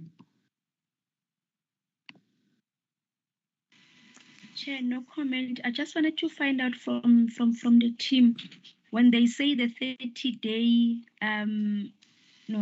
30th of June, does it mean the whole supply will be furnished to the city on that particular date?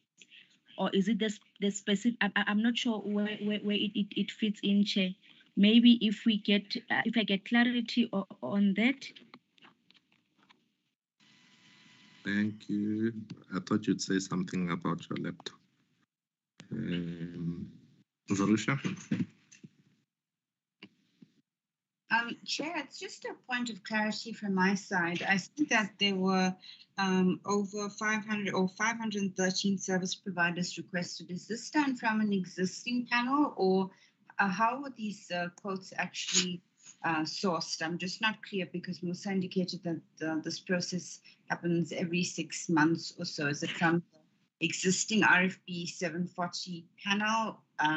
Just for that clarity. Other than that, Chair, the report appears to be in order from my side. Thanks.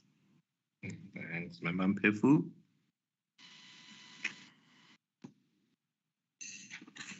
Chair, I do not support the report. The report seeks to create a panel within a panel. I'm not sure how this report will assist the department. I'm not sure what is happening, but the most important thing, Chair, is the fact that there's mandatory requirements, there's technical compliance that has been included as part of the evaluation process, of which we do not then support that particular process as SCM. So the report, Chair, is not compliant and therefore not supported by myself. Thank you, Chair. Musa, Tabitha. Thanks, Chairperson. So yeah, I think the issue obviously is that we want to get the laptops by the end of the financial year. So the process, we had started it in October, but it's just taken this long, unfortunately. But the aim is that we get the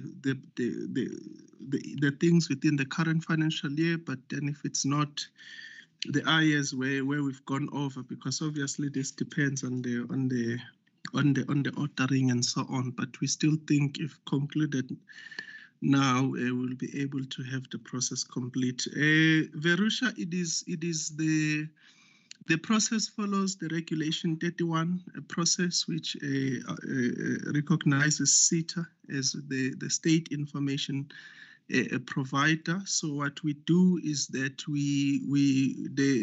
the panel is with SETA, and we run then the process within that particular SETA Act. I'm just confused about what Tembega is saying, CFO, because this is a supply chain process, and the process that they have taken, because we are presenting here the outcome of that particular report. They've undertaken the process, they've always undertaken the process in this particular way, and herself has signed off this report. And if she was not in agreement with all these things, why did she undertake this process? And why did she sign the report? So I don't know, maybe I need to first hear exactly what exactly does that mean, because we rely on supply chain chairperson to undertake supply chain process. So if they undertake supply chain process that they come here and disown, I'm then at loss for what does that mean? Because we never said this is the supply chain process. this is how you ought to do it. This report is clear who are the supply chain process that officials that run this thing, and herself has signed off this particular report. So I'm a bit just confused as to what she's asking. But as far as I know, Tabitha, we do not ask for any requirements except for what is inherent in the supply chain process, which is about the bidders having a registration, company registration that is valid, that there is a tax clearance, there is a BEE and a rates and taxes. I'm not sure what is this technical evaluation, because anything else other than that becomes, Chairperson, the ability to supply in line with having the accreditation to supply a particular good. So there is nothing that you can say. There are no requirements except for what is inherent in supplying something that you accredited to supply, and that is the only thing that is that we've requested here. So there is no evaluation in a sense that creates another panel as it's purported. The recommendations, as I said, that is purely based on price. It's price, BEE, and no other scoring is taken into account. It's a price and BEE. And based on the highest scoring service provider, that is the recommended person. And obviously, because time passes, you'll find that someone is not able to put a particular order. Then there is then a backup appointment, so that you don't have a situation where we need to come back to this committee and say, we've tried service provider number 50, but they can't supply, for example, at that particular price anymore, or they've gone out of business, or they will not be able to supply these laptops by the 30th of June, and therefore you move on to the next person. So there is no other evaluation that is applied except what is inherent in the ability to order and supply a particular good. But as I said, I think critically for me, I'm just surprised as to why then go through the whole process from October, sign off, and then say the right process has not been followed. By who? Thanks, Chair.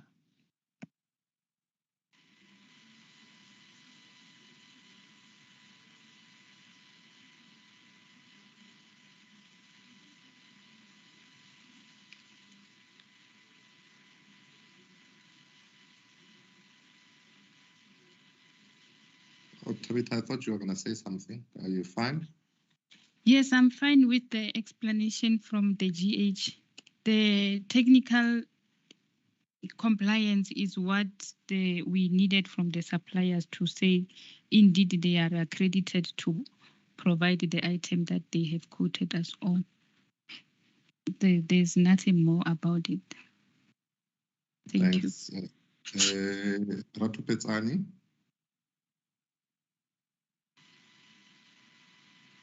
Thank you, CFO. I must say that indeed we had a lot of back and forth on this procurement around the specification itself, and what is presented here. It's a, if I may use the language, a compromised downscale of what was originally presented from the department.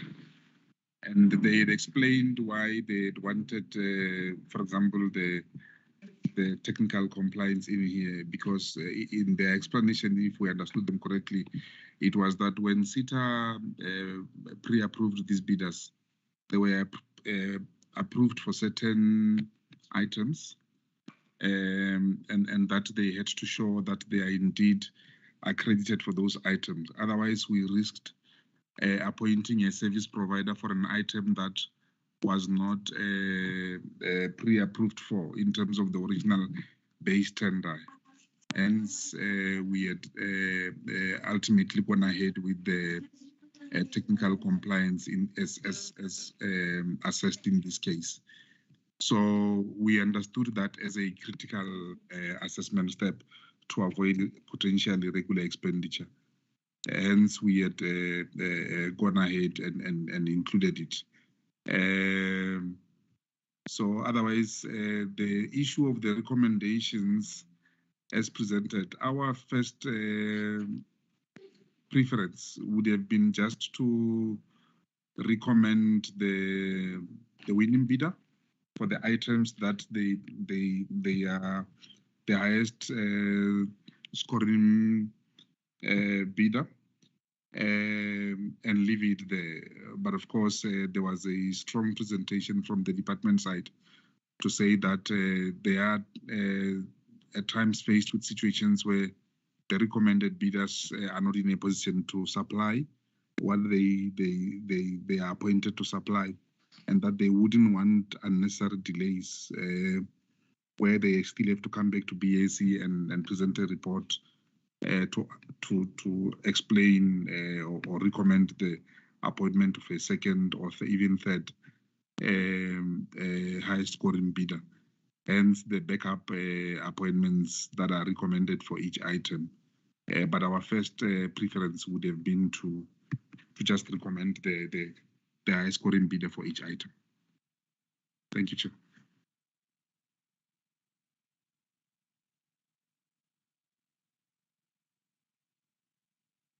Thanks, Member Mpefu. Thanks, Chair. The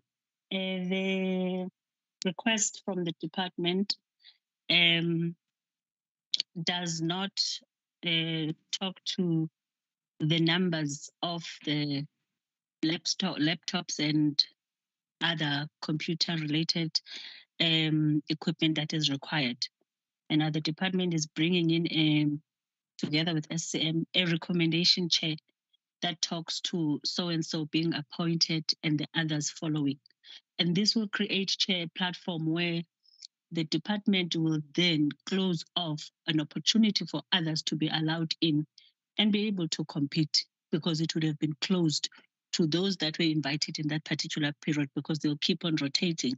It would have been better to say you are appointing Tembeka for a number of 100 and so for 20. And so therefore that means it allows an opportunity, Chair, to come back and obviously quote on this particular process. Chair, I look in this report and I see bidders being disqualified based on them not having attached rates and taxes, which is a returnable document. And there's no indication in this report that says these have been asked and they've been given 7 days to submit. It's not correct, Chair. Thirdly, I see there's an Annexure A, which is the specifications that these particular bidders were requested to comply with in terms of the technical evaluation. And it is my understanding that if SITA has put a certain service providers on a particular group, and the city requires that particular spec, it should fit exactly. There shouldn't be an evaluation that says the city requires a particular spec and these bidders get to be evaluated on that particular spec. It then again changes the entire specification, or that means the city, whatever that they need, does not meet the requirements of the CETA specification. I'm speaking, referring to the technical requirements that have been set in paragraph. Let me just quickly go there, Chair.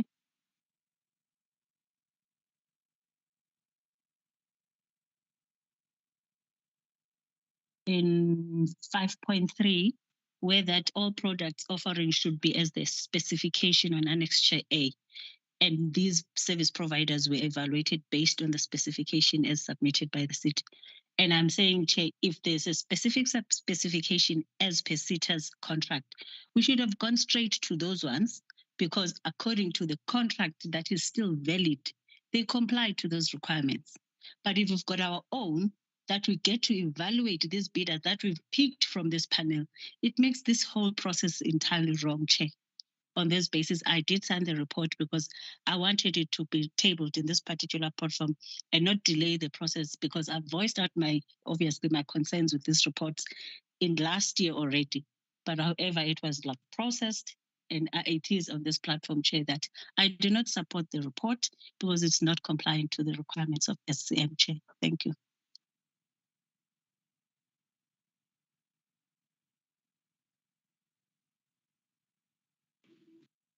Thank you. Musa, do you want to comment? Yeah, just to say that we're not aware of Tembega not supporting the spec, and unfortunately, if it's not last, I don't know if she says last year as to when and what. So I don't think we can refer to that.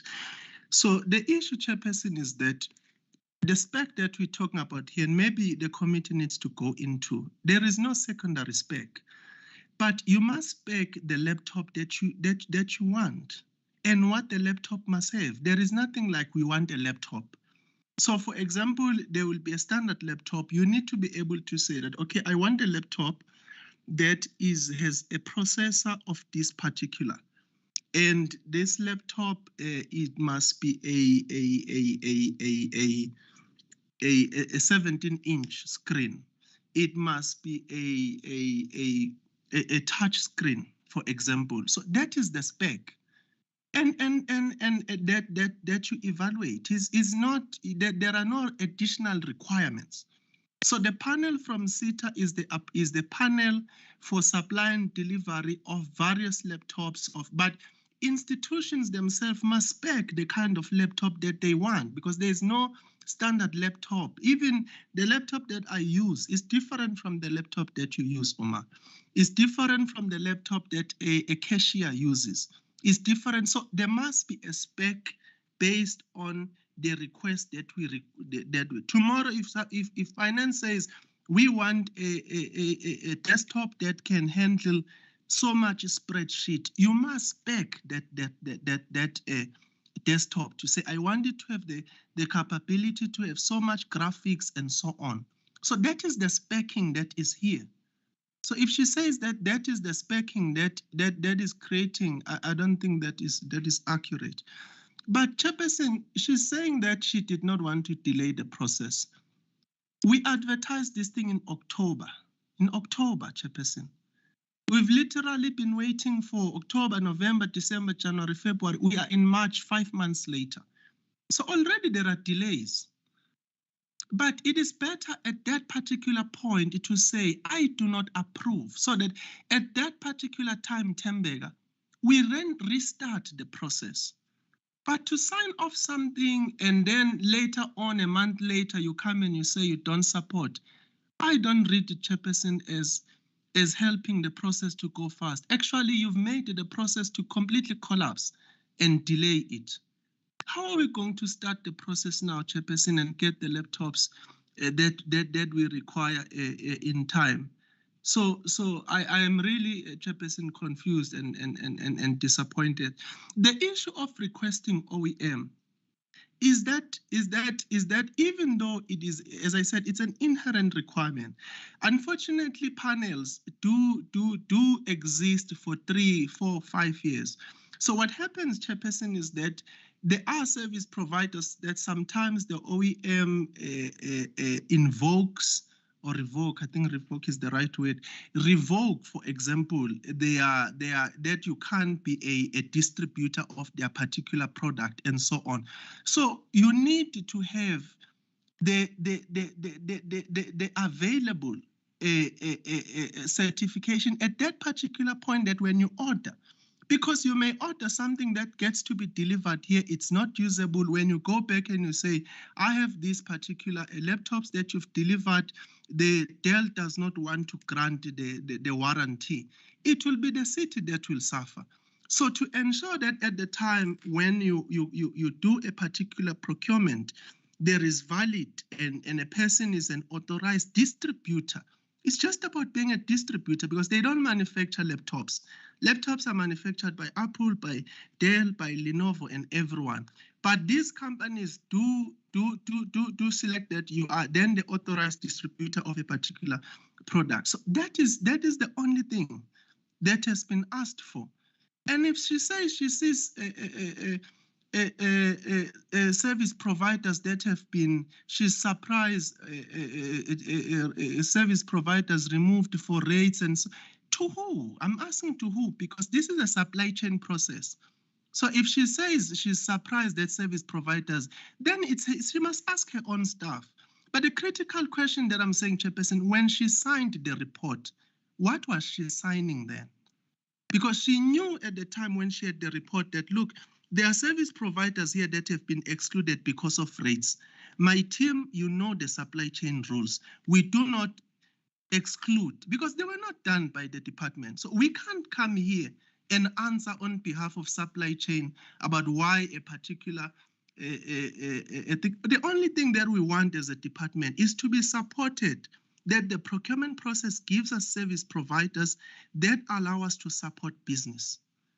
And to me, Chairperson, at this particular time, I think is really, really a disappointment. We have people that can't operate from economic development building because they don't have laptops and everyone. And now it means for the rest of the 6 months, we're not going to have laptops.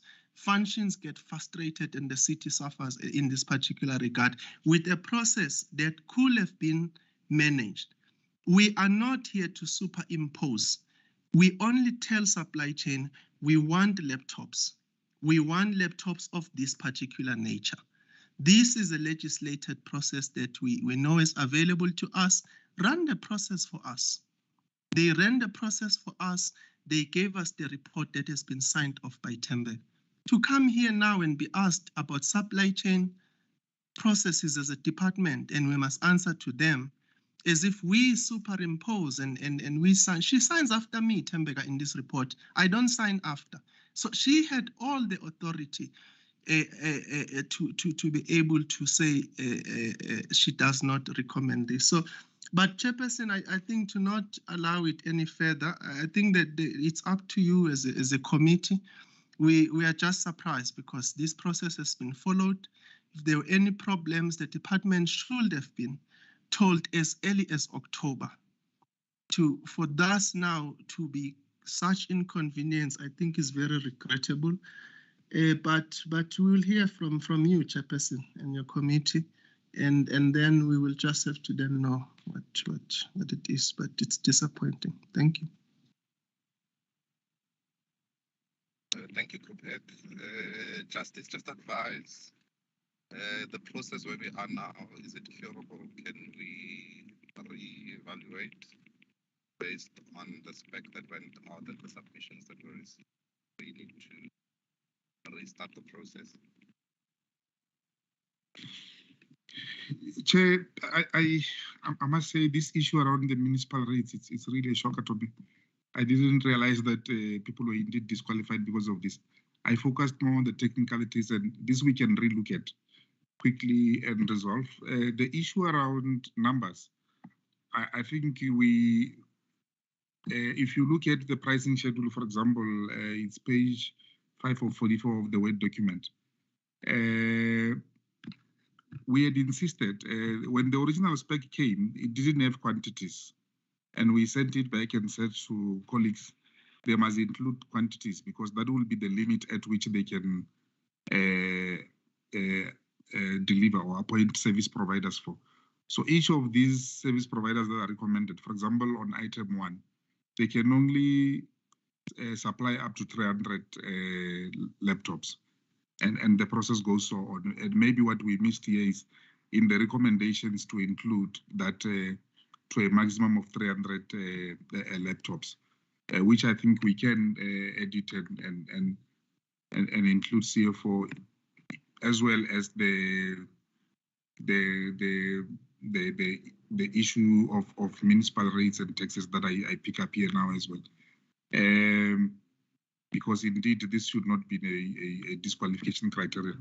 We should have just requested the bidders to submit within a set date, and then we then reevaluate. Is that because it was a lot of submissions and a process that took longer? We might have missed on this one, but this we can indeed relook at. Thank you. Thanks. Tameka, hand is still up.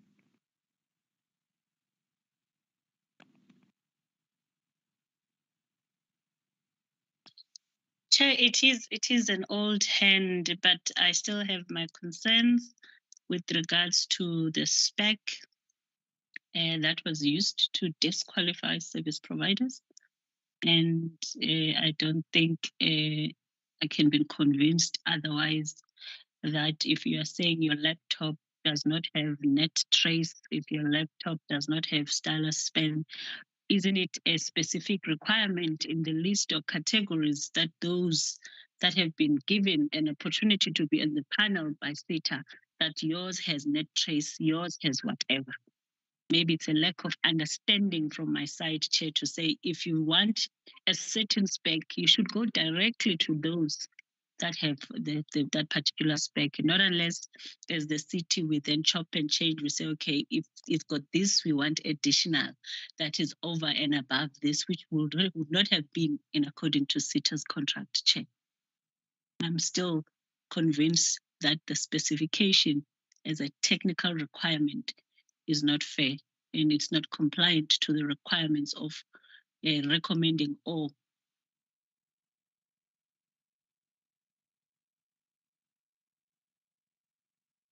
We have access to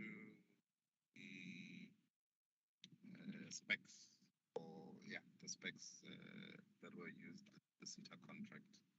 If it had a differentiator or a general specification. Yeah, very faint, Chairperson, but yes, that can be provided. But yes, the things basically the issue here is that you will have there are many things that will be listed as possible on that particular tender, and maybe that is what supply chain should rather maybe have, so that when we have the discussions, they have interpreted their understanding of what was in the original spec that listed, so that we are not here speculating about whether the process of sending specs disqualifies or not, because I think from what I hear, it's speculative. We know that it's not speculative. The tender has a whole list of items that you choose to have or not. As I'm saying, that in a laptop, you can have one that has this particular processor, maybe 5 different kinds. And there is no way that you can just say, I'm looking for a laptop. And each of the things that are in or out, they influence the price. A 8th generation Intel processing capacity will not be the same as the 7th. And these things changes. If tomorrow a Dell introduces a laptop that has a capability of a 9th generation, those are what we will buy. We'll not go back and say, okay, when the tender initially was advertised, there was a 4th generation Intel. IT products, they change on a regular basis. But if you had a tender that says you supply iPhones, for example, to make it easy for everyone, you are on a panel to supply phones, and the phones that are there are Apple products and so on. So when you go out on a tender today, you will say, I want an iPhone that is an iPhone 12 that has a memory of 256 gigabytes. You must specify. You can't just say, I'm looking for an iPhone. There must be specification of what kind of an iPhone do you want. So I want a particular iPhone, like I want a Samsung. Which Samsung? Okay, it's a S series. Which S series? Is it S21? S21, which one? One with a 256 memory. Which, and so on and so on. You must specify.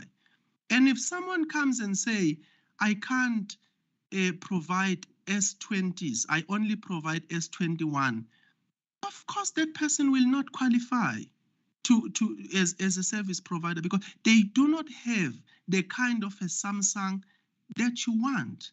They have a Samsung, they are on the panel, but they do not have the Samsung that you want. And so you can't avoid that there are people who will not meet the kind of product that you want, even though on an overall general basis, there may be a municipality elsewhere that is happy with a laptop of 10,000 because that's what they can afford, they want. So they will bid for that because this is a panel for the whole of Gauteng province. If you go to Gauteng provincial department, they will be using Apple, for example, laptops. So they specify that they want Apple laptops. Apple laptops, they want a MacBook. A MacBook, a Pro or not a Pro, you must specify it. You must specify it, and it's generally like that. The same as NetTrace. So we opt, for example, to have NetTrace on our laptops so that when you lose a laptop, we can trace it. Another municipality can opt out and say, I do not want a NetTrace because it adds a particular cost. But so if we want a NetTrace, those that cannot provide the good with NetTrace, they will fall off. But in another municipality that does not need tracking of laptops, they may qualify. So there is no standard thing that you have as a laptop that says, I just want a laptop. There are just the brands by themselves. There are different brands. There is Dell, there is Lenovo, there is everything. Within Dell, there are different kinds. So we can't run away from having a specification, and we can't run away from knowing that you are the authorized reseller of a product, because not everyone is a reseller of a product. But you must be an authorized reseller of a Lenovo ThinkPad of this particular spec, so that Lenovo can give you the warranty of that particular laptop. Because if you are not an authorized reseller, you may even go and buy these things on the street or at Cash Crusaders or wherever. When those things have a problem, we will not be able to access the warranty from Lenovo, because they will say, no, this person is not an authorized reseller. The same as iPhone. You can't just open an Apple store here in Semimax and sell Apple devices. You must be an authorized reseller of Apple iPhones from Apple. So if now we say, no, for us to have a generic thing, let's not ask. It means anyone from you, Chair, you don't buy your iPhone you buy it from an authorized reseller of iPhone. So, but in any case, a chairperson will then receive guidance. I understand from Justice, I think the issue of rates, I do agree. Obviously, we are not supply chain experts. We rely on you to follow the right process. So I accept the issues of rates. We can go back to look at the rates. Again, the issue of the backup had made sense, I think, to us, because this thing has but if the committee says, no, fix it to the first person that qualifies, that's fine.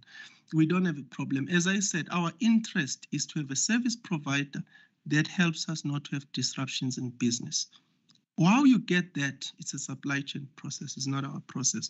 We will only define the specifications that we want on the environment that we can support, and that we can't compromise on that. Thanks, Chairperson. Thanks, Group Head. So let's refer the item back. I think an important point will be to just confirm that the specification, as we've sent out, is consistent with the criteria that was used for the CETA panel. So there must be consistency between those two.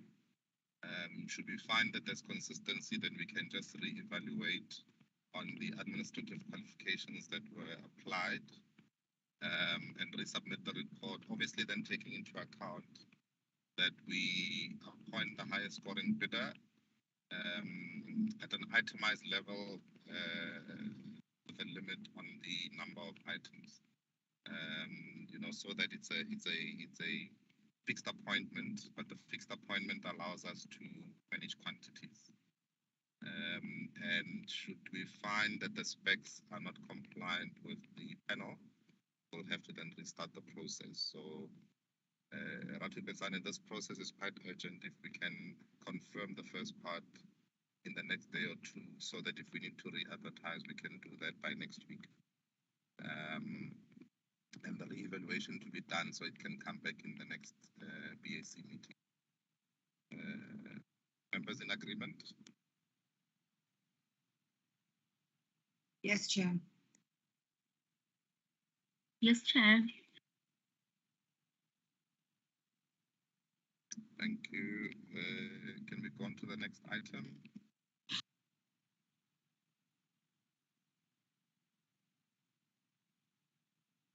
The next item is item 5, Community and Social Development Services.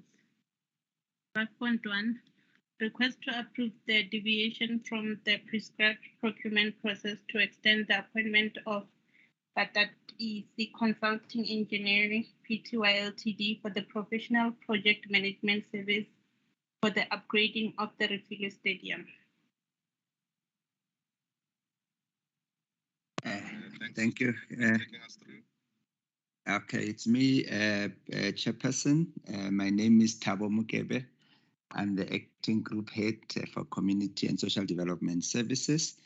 And I would like to also declare that I don't have any interest on the item that will be presented to the BAC. But I'm also joined chairperson by our director, Sport and Infrastructure Development, Mr. Peter Motone, and I would like to request that maybe he takes the opportunity to introduce himself and make his declaration before I can present the report, Chairperson.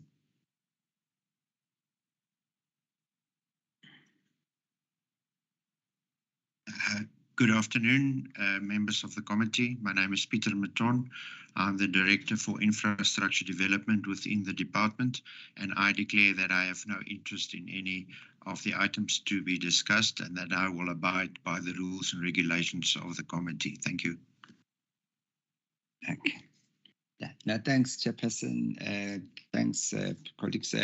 Chairperson, as indicated on the heading, the purpose of our report is to request approval from the BAC to deviate from the prescribed procurement processes to extend the appointment of BAC Consulting Engineers for the professional management services of the upgrading of Refugee Stadium.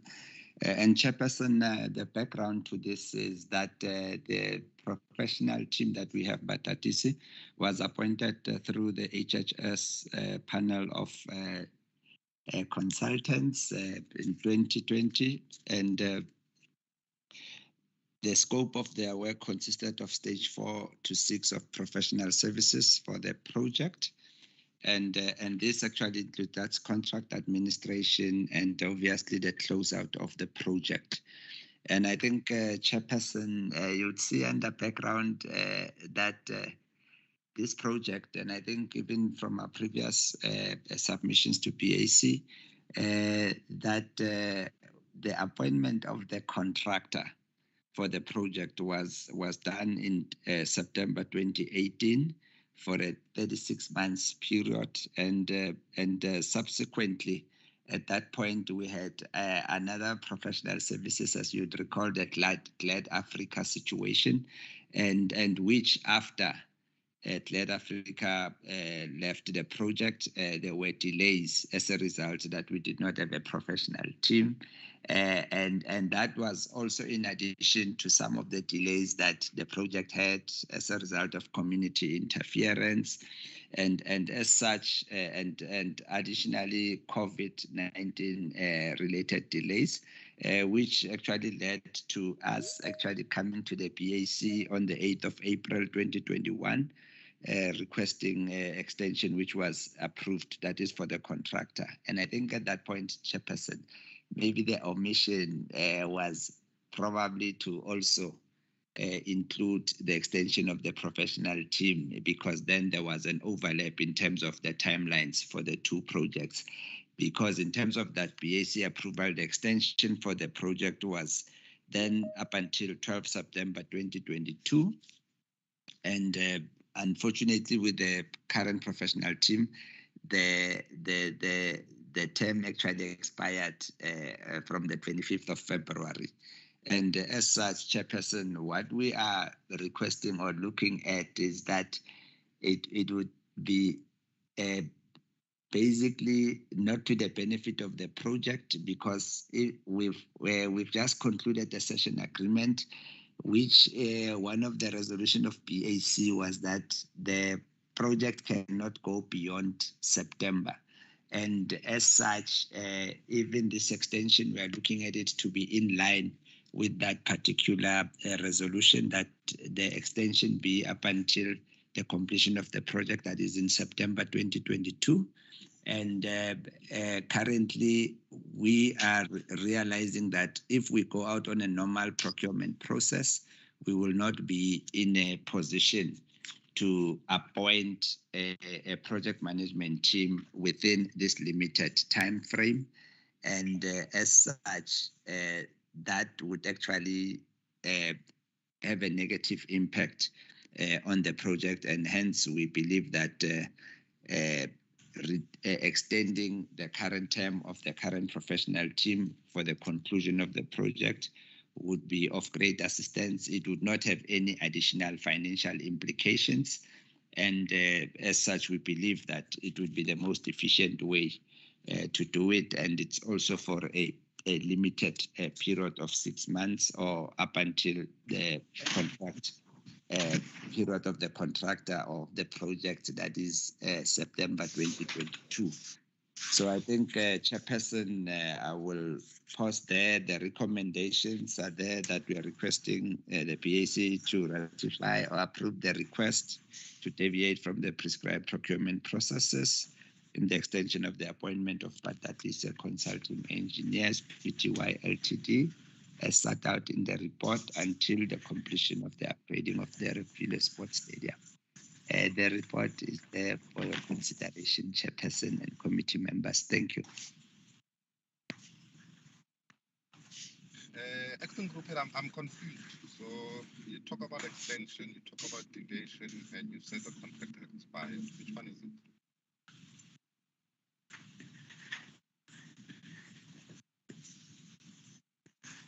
Sorry, Chairperson, I couldn't get that. If you can just raise your voice a bit. You talk about extension, you're also talking about deviation, but your contract has expired. So which one is it? One is we are basically requesting to an extension to the contract. On an expired contract? Yes. It expired in February 2022. I mean, I don't know how they're thinking that possible.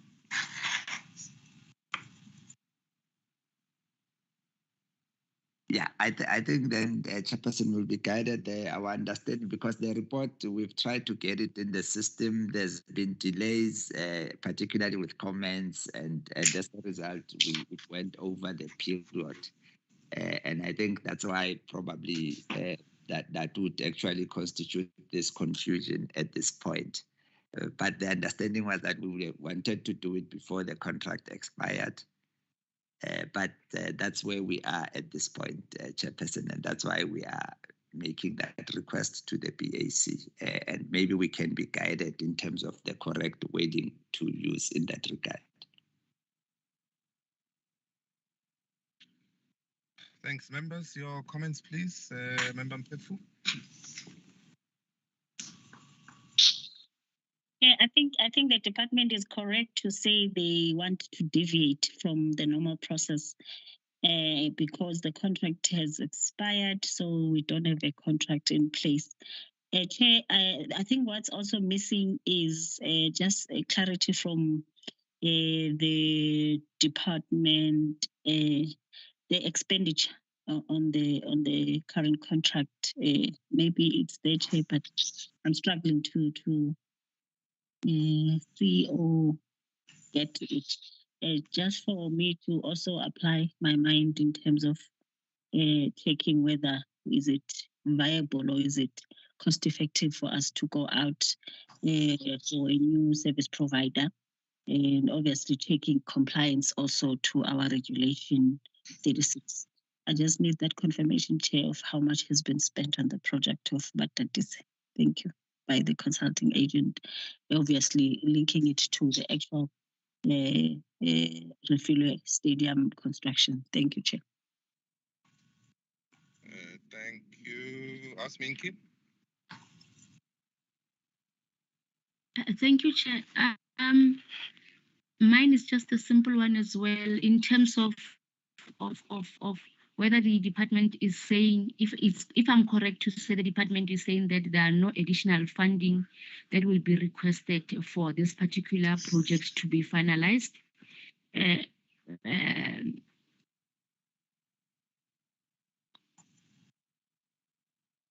Yes, Chair. Thanks. Sorry, Chair, and moreover, sorry, Chair. Proceed. Oh, okay, and further to that, in terms of how far are they in terms of finalizing this current one, the percentage thereof, Chair, that would be appreciated if it can be indicated on the report as well. Thanks, Verusha. Thanks, Chair. Chair, this department came forward in April 2021 when they received the initial BAC resolution to extend the main contract. So they were fully aware a year in advance that this contract was then going to be extended to September. So I don't think the argument that they didn't have enough time or receive supply chain comments to come in time to this committee is an adequate excuse for not bringing the report. While having said that, I do understand that the contract has expired, and despite it being expired, they are now requesting a deviation to extend it. So, Chair, I would like, the other issue that I would like to raise is just in terms of the budget. While they are saying that there's no additional budget, there's a comment from EPMU which says that this project is funded from borrowings and that they need to ensure that there are sufficient borrowings. Considering that this project is going into the new financial year, is there then sufficient funding for this project? Because if it is not complete, there will be financial implications based on the contract that is actually expired, because those financial amounts then come into this contract, because we are now talking about a new contract because it has expired. That is my concern. And then just in terms of the recommendation, it then should indicate very clearly what the time periods are, and that is until September, and should not just blankly refer to the content of the report, as well as the implications financially for this appointment, which in my understanding would be from the date of approval of this committee till the termination date in September. Thanks, Chair.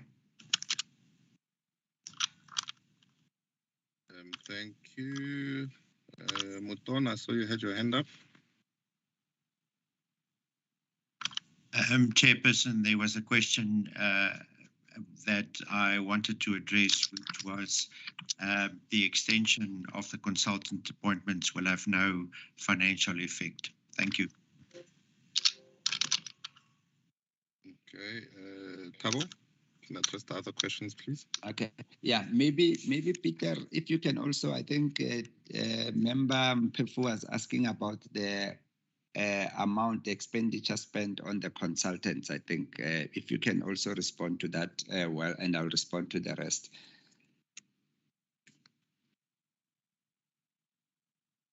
I see we didn't mention it under the financials, but we, from what I can tell, we will have to resubmit, and we will then just add that information as well. Okay.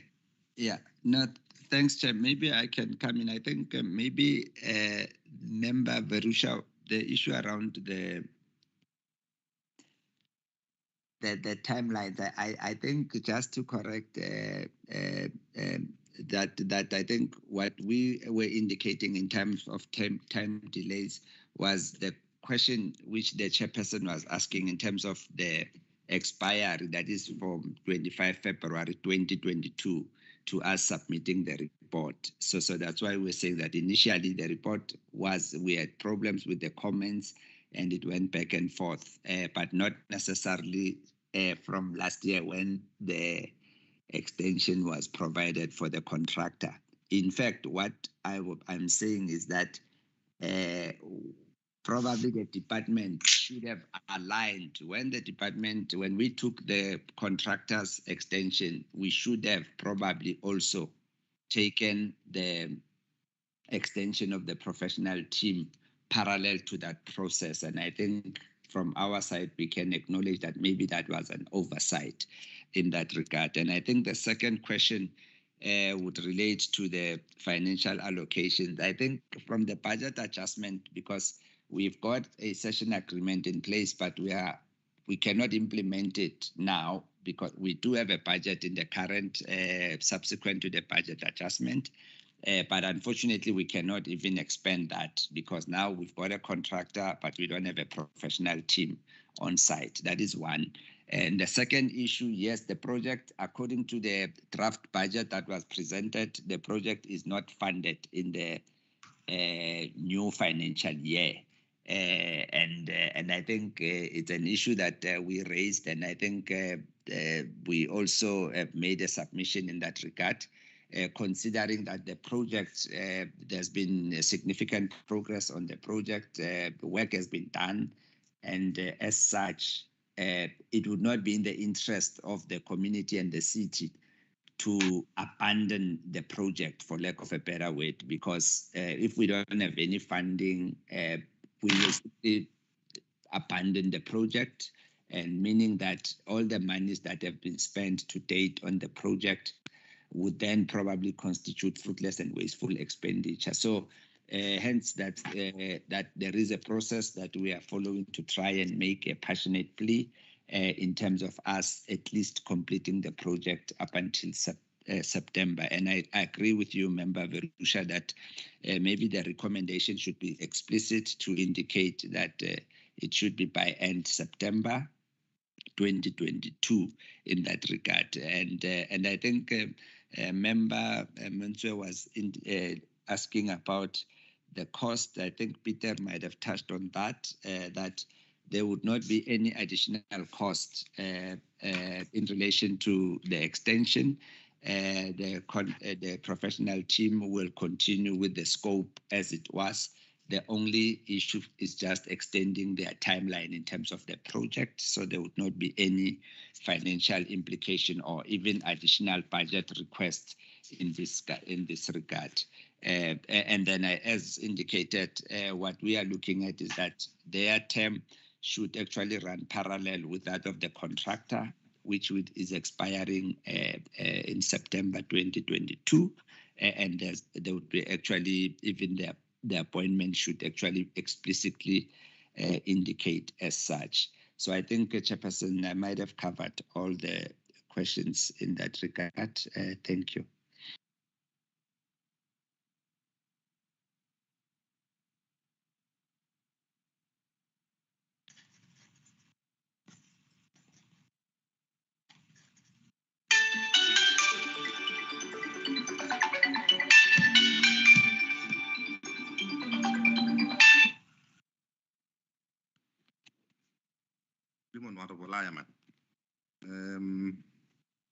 Thank you, Acting Group Head.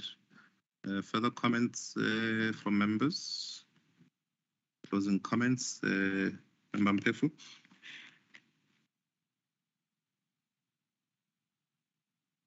No further comments from my side, Chair. Verusha? Chair, I don't think that it's correct. I think that what the department is trying to do is that they are trying to motivate the extension as if it was a variation order for the period until September 2022, but the contract has elapsed. If the contract has elapsed, they're going through a Regulation 36. And if they're doing it in terms of a Regulation 36, you're going to have to reconfirm the amount of funds for the period that you are now being appointed, because my understanding is that it would be a new appointment from a certain period, for example, the 1st of March until the end of the project in September. You can't merely say now that we are extending a lapsed contract and that there are no further financial implications. There's still work that is outstanding that should have been quantified in what the new amount in terms of the deviation is going to cover, even if it was from the original funding that hasn't been spent on the lapsed contract. Thanks, Chair.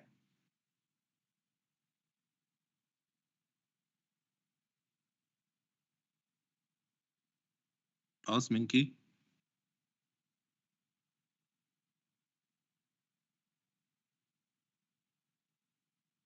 No further comments from me, Chair. So we really just need to then confirm, as Member Verusha has requested, Thabo. Oh, yeah, no, thanks, Chair. Maybe I should wait because I think I was going to make a proposal to the PAC because we currently at the draft budget stage that which we hope that our submission might be looked at and a different outcome might materialize. But because we find ourselves between a rock and a hard place because we also need these services for the current financial year where there is funds and what we would want maybe probably for PAC probably to consider is that maybe if we are granted approval on condition, that funds are confirmed for the new financial year. I don't know, Chairperson, that's what we are doing because we're also having a challenge in terms of the current financial year where we do have funds, where we do now have a contractor, but unfortunately we cannot continue with the work because we don't have a professional team. Thank you. Thanks. Tiani, just if you want to comment. Sir Chair, I think Tiani left us. He had another appointment, so I'm representing him now. When we look at the budget, it's we couldn't fit. I think they're requesting additional 36 million for the following year, which could not be fitted within the 500 million borrowings. So the only projects that is left that we have to cut is, and I don't know if Musa still is SAP for HANA, SEZ, those big projects which takes most of the borrowings already. So we just don't have any place that we still can cut that budget. So if there is additional budget required, they need to increase our borrowings. That's the only way we're going to fit this, or we have to stop other critical projects that is already that is on the budget. Because we have stopped, it's not only the fieldwork, Caledonian has also stopped, not with the draft. This is only a draft. So we couldn't fund the fieldwork and Caledonian because the amounts were too big. And if I listened clearly what they were discussing, the 11.7 million that is in the current budget, there's no commitments on it, there's no expenditure on it. So if they can't expend it due to not having a professional service provider, that 11 million will also move over to the 36 for next year, and we'll need 47 million to complete the projects, which is little against what we've spent already on the stadium, but it's a lot of money to fit within the budget that where there's no borrowings left. Thank you. Okay. Can I propose that we just maybe hold back the report until we can at least have some form of commitment in the next week or so on what will happen? Because obviously we need to also consider the cost of not funding it in new financial year versus what we've already spent on the project itself. Because I mean, those are some of the deliberations that we're going to have to put through the mayoral committee for consideration when the budget goes back. So I think from a process point of view, it seems to be aligned. Let's just confirm the issues of budget so that there are no issues when the appointment is then finalized. And the commitment is that we sit between myself, the acting group head, and the EPMU team and bring a solution back to the committee in the next meeting.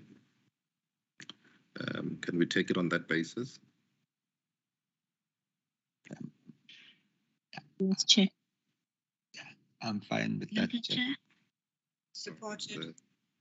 Thanks. Members, can I propose we take a lunch break? We've been going at it since morning. And reconvene at 2. There's a report that was referred back from BAC in December on the banking tender that I think we should consider as a last item. If Osha, you can just engage with SCM and Tembeka to just get that report.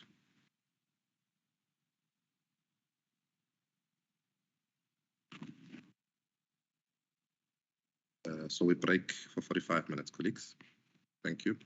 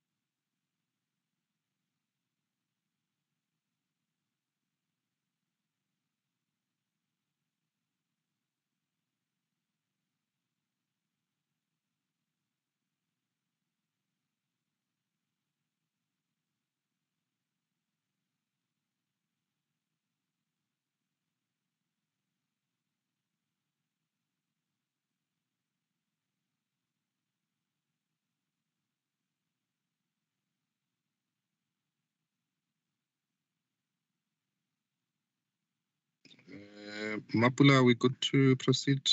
Afternoon again, colleagues. Apologies, my other meeting took a bit longer. Yes, Chair. All right, we are on item On item 6. yes, 6.1.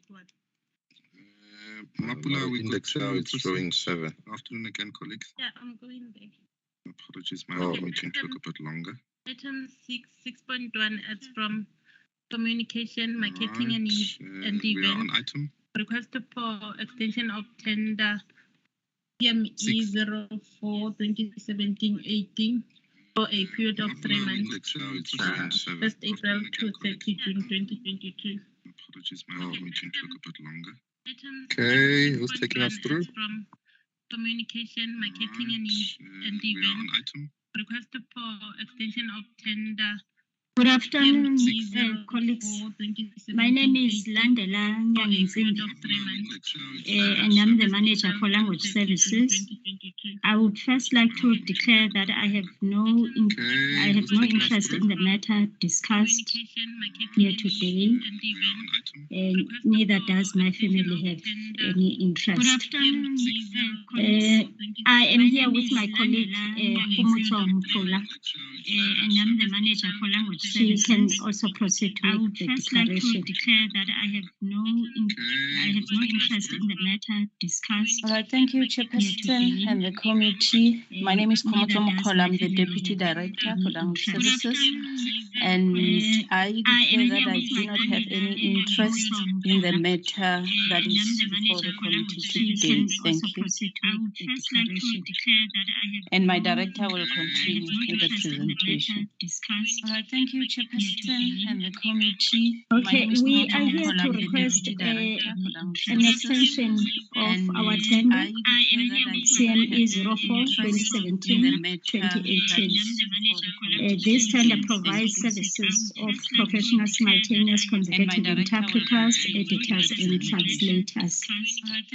On a month, we are requesting the extension for a period of not exceeding 3 months until the current tender that the current tender process is finalized. The current tender CME 2017-2018 will come to an end on the 31st of March. Hence, we thought that let us start with the process because we can see that we are not going to be in a position to have a new tender in place by the 1st of April. The current tender CME the specifications, for instance, for the current tender process of 2022-23, we actually started on the 25th of October 2021 in terms of the specifications being approved. And the tender was also advertised on the 18th of November and closed on the 27th of January. Currently, we are in a situation where we do not have a clear idea of where the tender process stands, as we keep making follow-ups with our colleagues at supply chain. And there are various reasons, for instance, colleagues not being there, maybe on leave, and sometimes just simply no response. So we are worried that we will not be in a position to have a tender in place definitely by the 1st of April. The services that we provide for council meetings, and we also provide for disciplinary hearings. And if we do not have, if we do not provide the services, it means that mainly the disciplinary hearings cannot take place because they are reliant on the service.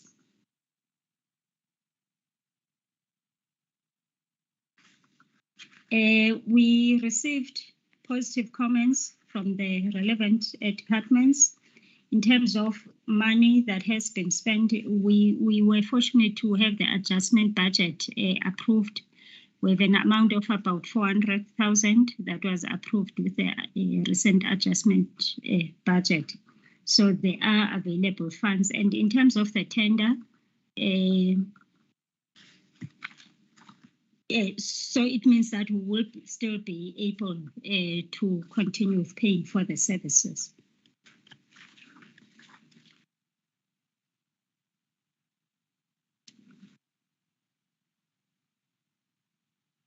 At this point, we are just making that recommendation, and we're appealing to the committee to grant us the extension for 3 months, and hopefully it will not be extended further pending the approval of the new tender. Thank you.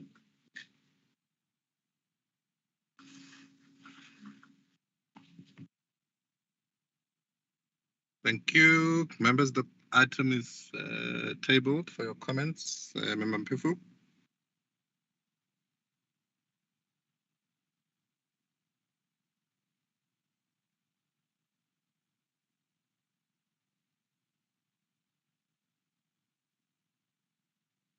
Mrs. T.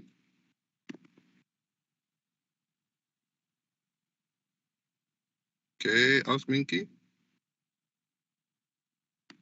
Chair, thank you. I do not have any issues in relation to this report. However, it would have been far much better if we know how far the process of finalizing the new tender is, so as to alleviate from expecting another further request for extension, Chair. Thank you. No, thank you, Verusha. Thank you, Chairperson. It is a month-to-month extension for a period not exceeding 3 months. I think the department has gone out on tender timeously, which is in October. I do think that we need the supply chain to confirm where this tender is in the process. Apart from that, Chair, it's a rates-based tender, so the department can't specify the amount that the additional 3 months can be quantified for. I do consider the report to be in order and recommend it. Thanks, Chair.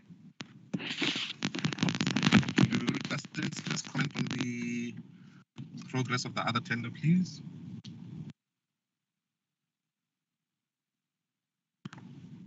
CFO, the tender closed last month. Admin compliance is done. It's waiting for BEC consideration. It's just that we're still pushing the ones that closed before it. But we may have to obviously request for its prioritization now. Okay, especially because this one is coming to an end. Yes. The sooner we can have that one considered and approved, the better. Okay, safe. Thanks, colleagues. As amended, month to month for a period not exceeding 3 months. It's amended, Chair. Thank you.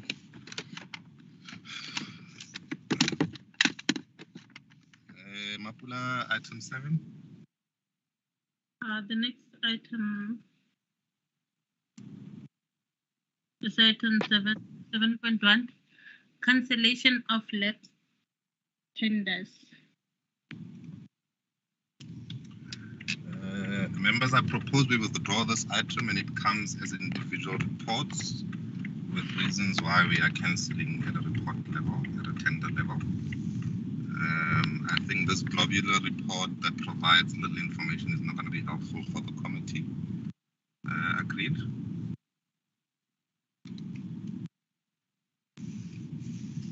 Chair, I do agree with you. I just also would like either SCM or the departments to just clarify. I see there were 2 tenders for furniture.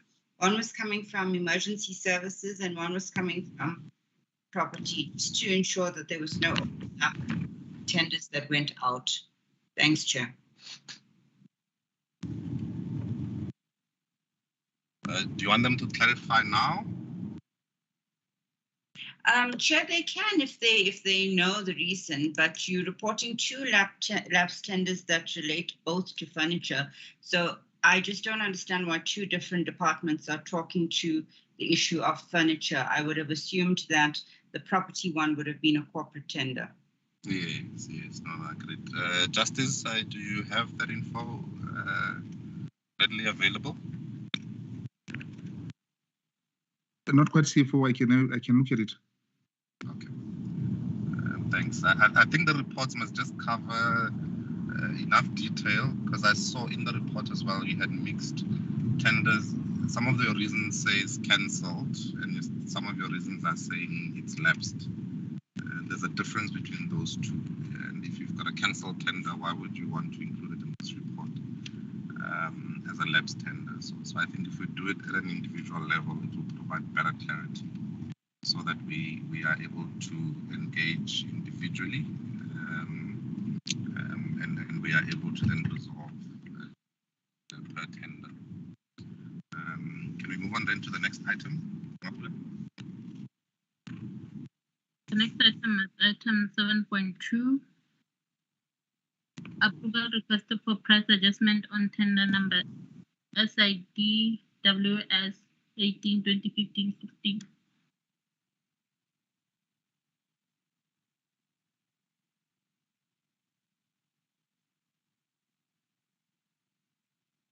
Can I go ahead, Chair?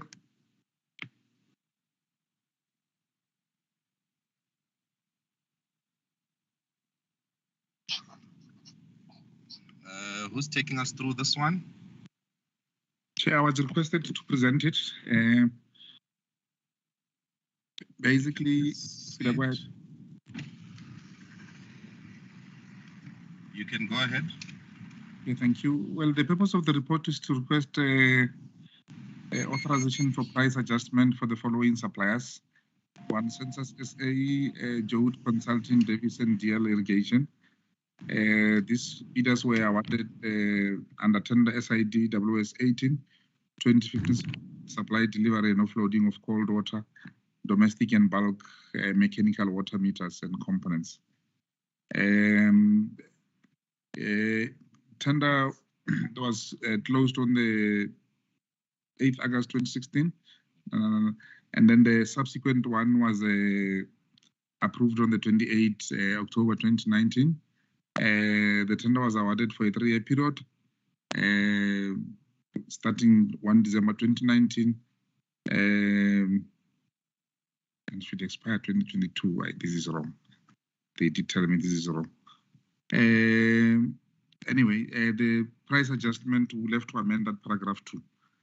The price adjustment they are saying is in accordance with SAFSA, and is also indicated that the meters offered or some components used to build these meters are imported from overseas, and the quoted prices are subject to adjustment in line with the exchange rates fluctuations. Now, there's a table that shows the adjustments according to SAFSA, and as you can see, for labor, the percentage charge was 10% and the base rate was 147.40. Current indices, it's 176 times 80, and there's an increase of 19.96. If you multiply that by 10%, it gives you a percentage of 2, and that calculation went through like that. And the total increase determined for SAFSA is 22.41 at the bottom there. And then there is a table that follows that indicates the rate of exchange, the numbers. For example, the base rate for euro was 15.1657, and the new exchange rate is 17, and a total increase of 14.21%, and the US dollar at 11.6%. So these are the percentages that are then applied to the applicable elements. If you go to page 3 of 11, for example, on item A2, I'm just going to pick that one as an example as well. The tendered price was 167 rand, and then if you apply the 22.41% SAFSA, it gives you a price of 204.43, and then in terms of the bid price, 60% of that price was local and 40% was imported. So you will then apply the relevant rate of exchange to the 40%, which is 81.77. And then you apply that 14.21%, then it's 93.39. If you add that 93.39 to the local price, 122.66, it then gives you a figure of 216 Rand.05 cents. And that is the how they have applied all this percentage increase across all the items for all the bidders, across through these tables that have been shown throughout the report going down. So as a result, they are then requesting in the recommendation that that the committee approves the proposed percentage increase of 22.41% in accordance to CIFSA, and 14.21% and 11.6% in accordance with the rate of exchange for these bidders for that particular tender. And they've included in here, they've applied the percentage increases and they've put the new prices in line with the calculation that we have just explained above. Chairperson, that in brief is the report that is being presented. I've tried to be brief. I hope I didn't leave out critical things. Thank you. Thank you, Justice. What is the amendment on the tender expiry date that you wanted to do? Yeah, I called them earlier this morning. In here is information that was suggesting, for example, paragraph 2. Oh no, actually it's correct. No, it's me who's losing it. It is correct. So there's a third paragraph that was here that was removed already. Sorry about that. Yeah. Members, the report is tabled. Your comments, please, Verusha. Thank you, Chairperson. I do see that this is the first price adjustment. The request for the price adjustment was for January of 2022, but there's no indication in the report when the price adjustment will be effective. So I can only assume it will be from date of approval of this report. If the department can please clarify that, as the report indicates that we are now almost reaching the expiry of the contract. It's also indicating that the amounts for the percentage. Thanks, Minky. Chair, I'm not finished. I wanted to know the percentages that we're talking about are quite high. So you're talking about 22.41, 14.21. Have we confirmed that the department is actually able to afford the charges that are based on the increased prices that are being recommended? Thanks, Chair. I'm done now. Sorry, I think I lost I lost there a bit, but that's fine. Justice, you've got that now? Yes, Chair, I did. Okay, Osminki. Chair, I'm covered by Verusha, especially in the fact that this particular tender is expiring as in November this particular year. Other than that, Chair, Justice has just confused me more with figures. You know my problem, Chair. I'll just rely on you, Chair.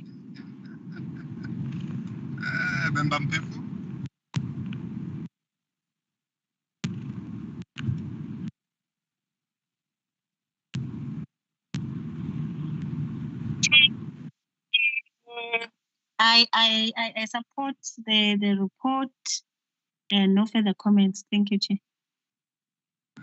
Justice, just clarify those questions.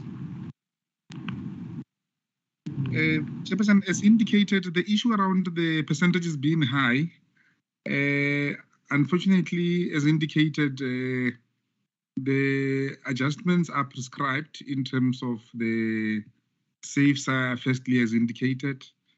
And then the next one is the rate of exchange, which really we do not really have much control over in this.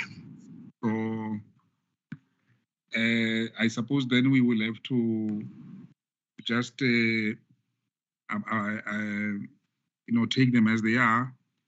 And then, because if you don't adjust, then you have a situation where you may not be able to supply, because the bidders will obviously not be able to afford some of these components.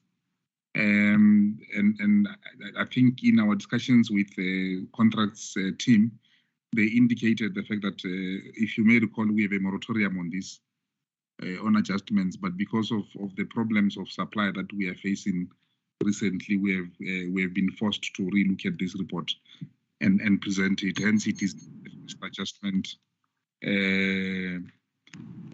since the contract started. Yeah, and the issue of affordability, well, I spoke earlier on to the other colleagues, even in logistics. They are actually just waiting for the report to be considered and hopefully approved so that they can be able to deliver. Thank you, Chair. And you said this is the first adjustment since inception of the contract? Yes. But your base date is what, 2 years old? 2 years? I can just confirm that, Chair, quickly. I'm not sure if it's 2 years or because I wasn't working on the actual calculations myself. That's I can fine. Quickly just. Verusha, covered other questions? Yes, Chair, is the increase from the date of approval of the report? I think we can resolve on that from there.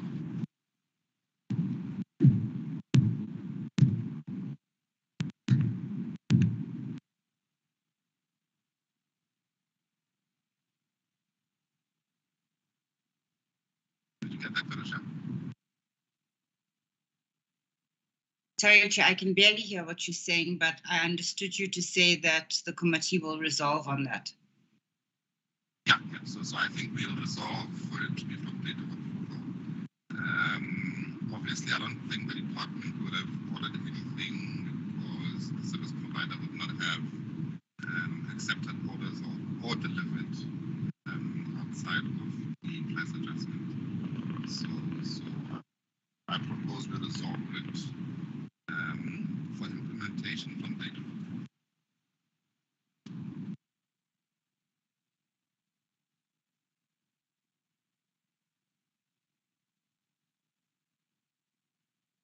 So colleagues, as recommended from date of approval.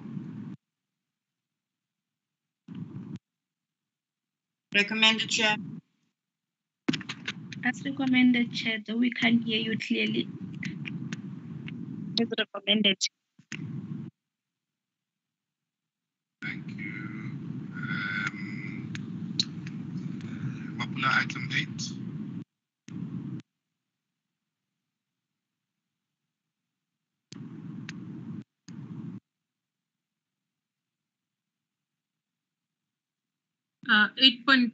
Item 8 is from Utility Services, 8.1. EED 35, 2021-22, cancellation tender for the supply and delivery and offloading of said arrears as and when required over a 3-year period. Thank you. Whose chairperson is taking us through?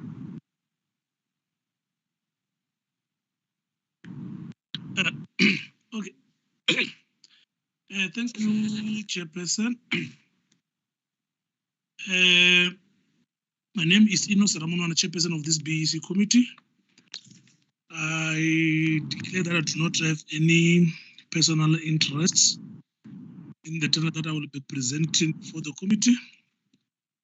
And then I'm here to present the EED 35, 2021-2022 is the cancellation report from Utility Services. It's the tender for the supply, delivery, and offloading of such arrester as and when required for 3 years period. Chairperson, I think there is some information that is missing that I just realized on the report that I have here in terms of the bid specification period.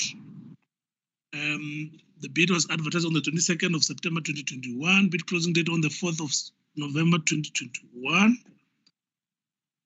And there were about 32 bids that was received. And then the tender says stock items for various cost centers. From page 3 is the specification, Chairperson. Because this is a cancellation report, I'm just gonna quickly run through it. You'll bear with me. I'm using PDF.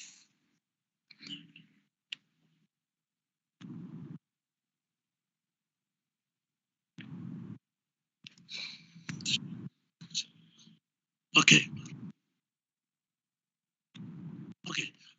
Chairperson, on item number 4, the stages of evaluation are the following: stage 1, admin compliance; stage 2, technical requirement, of which under technical there is 2.1, of which is mandatory requirement, and 2.2 of which is technical compliance of goods. And stage number 3 was preference point and objective criteria, of which is the last stage.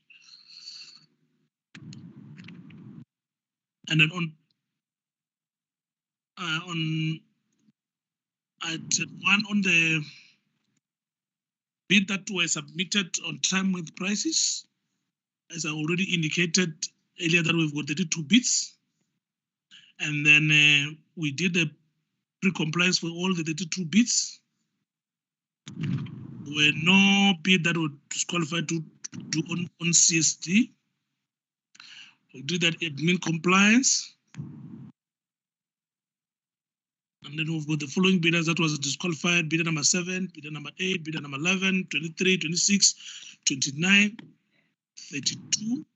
They were disqualified under admin, and they went to mandatory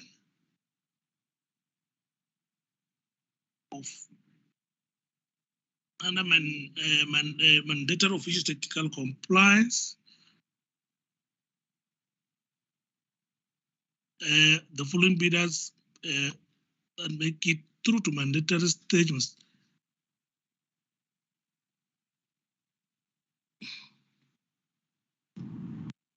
just a second, Chairperson. Or actually, while we were busy evaluating the tender, Chairperson, we find the material irregularities on the tender.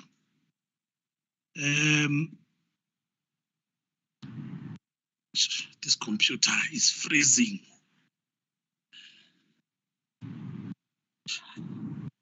James, can you borrow me your computer? This is freezing. Please.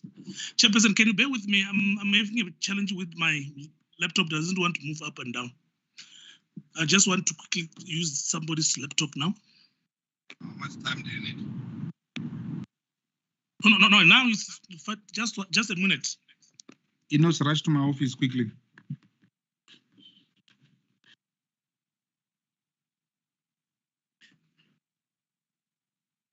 Okay, yeah, it is. I'm fine. Okay, thank you, Chairperson. While we were busy doing the tender, we found the following. If you go back down to the cancellation report, we found the following issues. On 6.3 of the schedule of particulars and a guarantee schedule A and B, the specification is not properly aligned. And then on 6.4, item 1, where they were required the dimension of A, B, and C as specified on figure 1 of the specification. The specification does not have diagrams where bidders can refer to for the response as is instructed by the specification.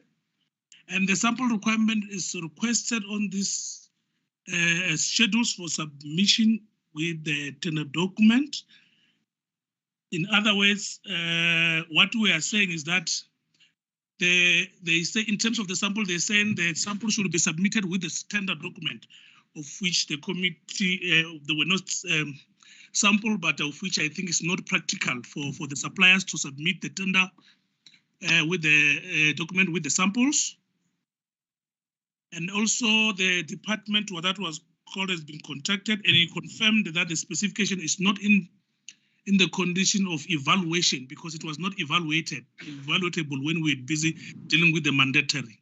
So based on that, the committee decided to recommend the cancellation of the tender due to the material irregularities Hence, I already indicated that we called the end user department to come and confirm, and they agreed with us. So the tender is recommended for cancellation to BAC. Thank you, Chairperson. Thank you. Anyone from the department to comment?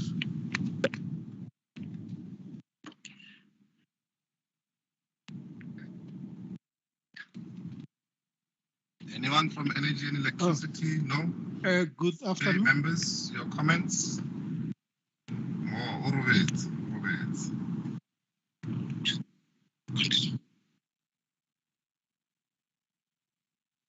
Good afternoon. Go ahead. My name is James Masonga. I'm from Energy and Electricity Department. I declare that I don't have any interest in the matter to be discussed. Thank you. Just a comment on the cancellation and the specification that is not evaluatable. From the department, based on the reason which have been advanced by the chairperson, the department support the cancellation of the report. All right, members, your comments? Member Mpefu, agreed for cancellation?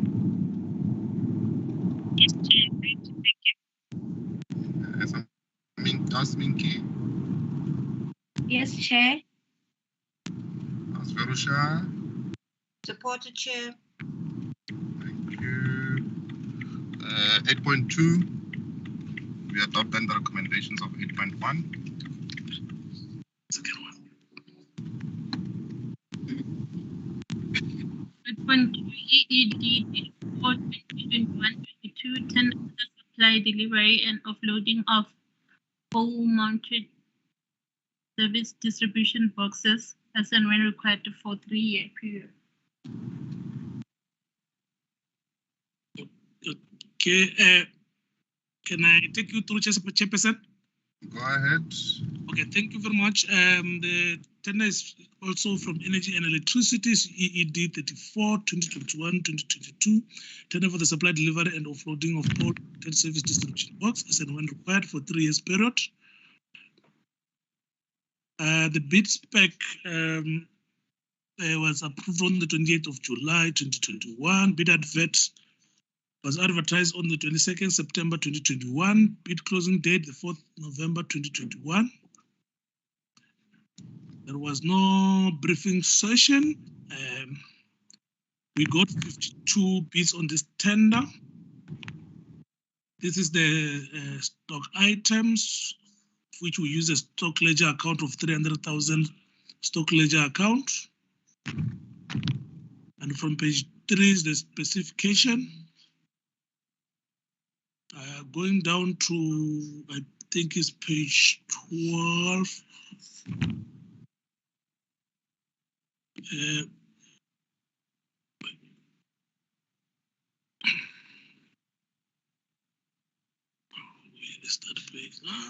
Okay, on page 12,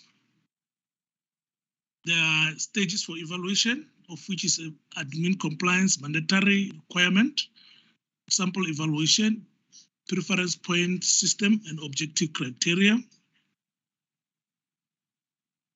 And then on the next page, of which is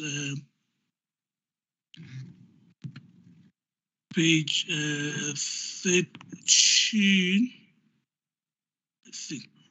Yeah, last paragraph under pricing schedule, Chairperson, I just want to draw your attention there on item number 4 is that this tender will be awarded per section, and the city reserve the right to appoint more than one bidder per section. And then we move to item number 2, where we have got the list of bidders that we received on time. There were no late bids on page 16, and from there, we did the CSD compliance. No bidders that was disqualified to CSD non-compliance. On item number 4, we evaluated for admin compliance. And on page number 21, we will see the bidders that was disqualified due to admin, and then these are the bidders that disqualified is bidder number 1, bidder number 24, 28, 31, 36, 39, 40, 43, 45, 47, 48, 49, 51, 52. We have also put the reasons on the right side column. After that, we move to the mandatory requirement, of which is the stage 3. 38 bidders were evaluated on the mandatory requirement. And then after doing the mandatory requirement, the following 29 bidders were disqualified after the mandatory compliance, of which are bidder number 2, 5, 6, 7, 8, 9, 10, 12, 13, 14, 15, 16, 17, 18, 19, 20, 21, 22, 23, 25, 26, 27, 29, 30, 34, 37, 42, 46, and 50. On the far right column, we indicated the reasons under the mandatory.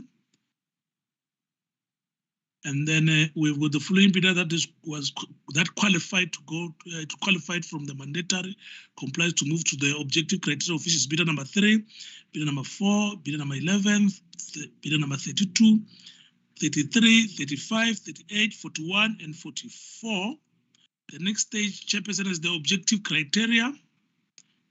Objective criteria says this tender will not necessarily be awarded to the service provider that scored the highest point, but priority will be given to companies that are owned by at least 51% with disabilities.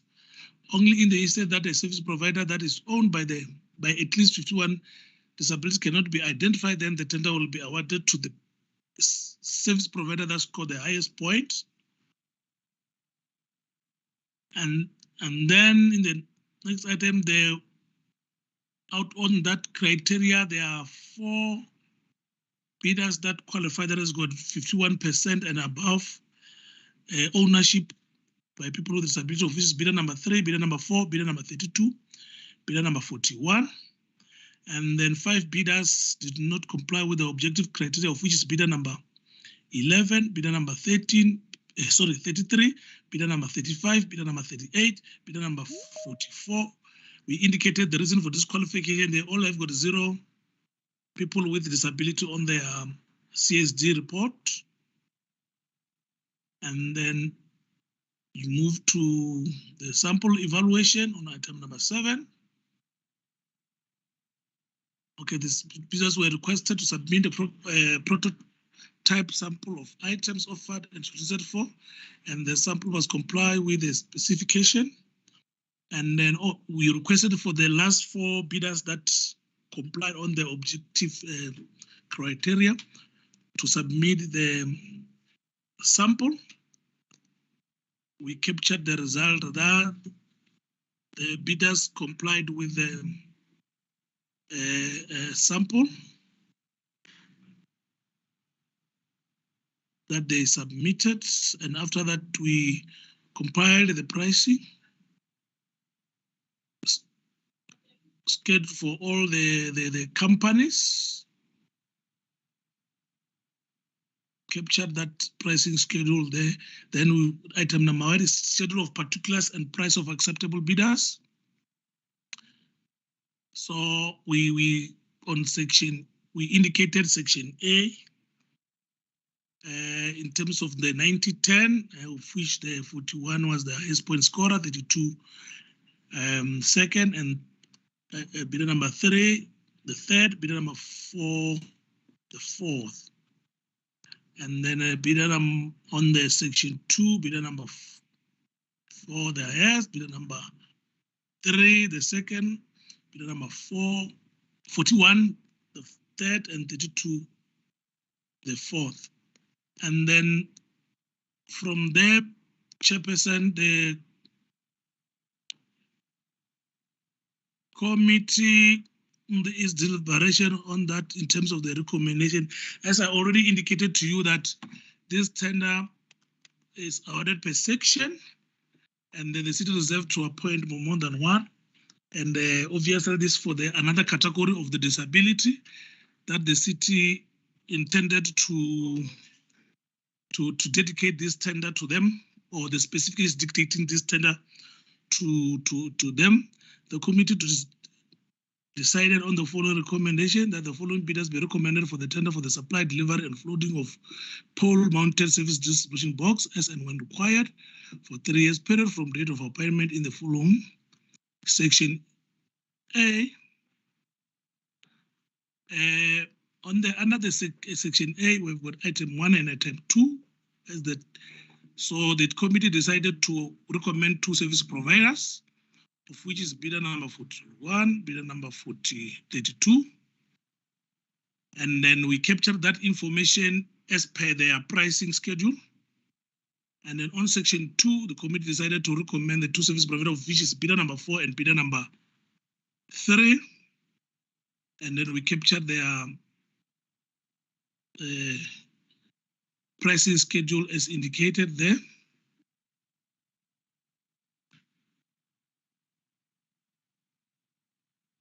Then the chairperson, the report is recommended. Thank you very much.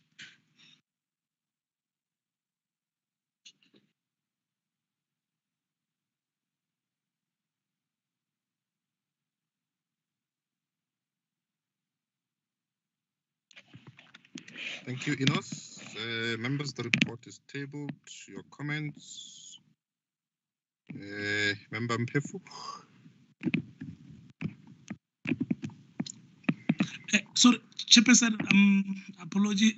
There is some information that maybe I just want, when you are seeing it underneath there, just for the committee to do. This is what the kind of question that we were raising when we were doing the sample evaluation, because in the city there is also an experience where you find that we buy these kind of things, because there is some of them is the locking system is electronic system, of which you open it with electronic system on the other type of boxes.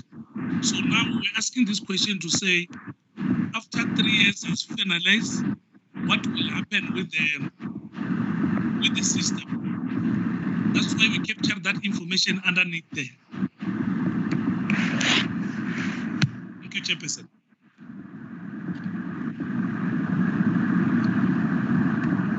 Thank you. Member Mpefu, you ready?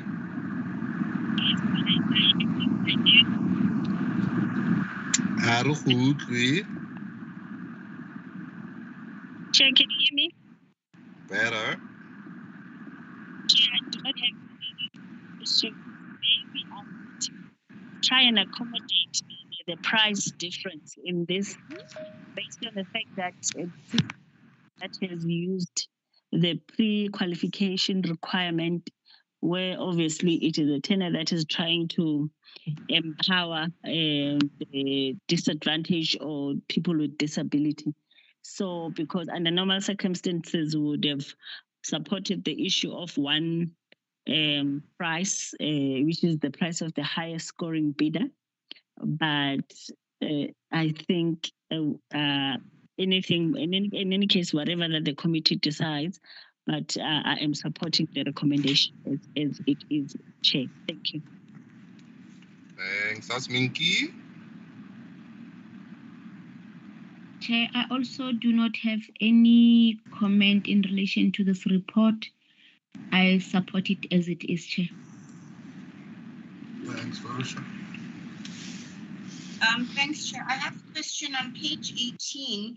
We are saying no bidders were disqualified for being non-compliant with their CSD.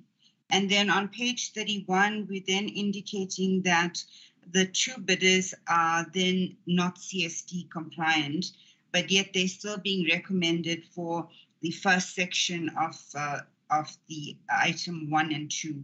So I'm really not understanding how, if bidders are not CSD compliant, they're making it all the way to final stages, and then we are indicating that they're not compliant, but still recommending them for award. Chair, I did raise this previously on the issue of the 51% disabilities, because I do see it's only the energy and electricity that are including it in their spec documents. And the comment that I had on that was that we also need to take into consideration how the unintended consequences of price is impacting on us preferring members with disabilities in the greater scheme of things. So I do think that's an issue that supply chain probably separately needs to guide the committee on. I do take note of the OEM discussion that was had. I suggest that this should be included in the recommendation so that that issue of the those access once the contract is over is actually then addressed so that the department doesn't have an issue with accessing the particular pole mounted services for the boxes. Thanks, Chair. Thank you. Inos? Chairperson, I think I missed some of the information that she was saying. She said on page 18, the companies were disqualified. Not disqualified. There was no disqualification for CSD. And on 31, you say those two companies at the top, their CSD is non-compliant. On page 31. Okay, let's just quickly go them. I think it's just a misunderstanding. Okay.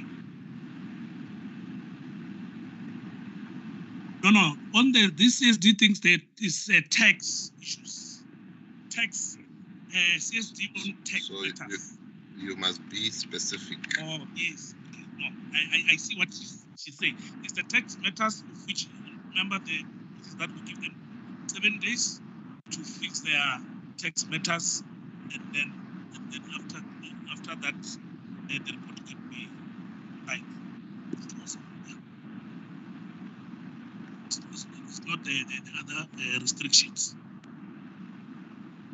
But the other issues, I think the comment that she indicated regarding the objective criteria is that the tender has been, from our side as a committee, it has been advertised as such. So when we evaluation, we follow what the tender is dictated to the committee, and then that's why we came to with this result at the end of the tender.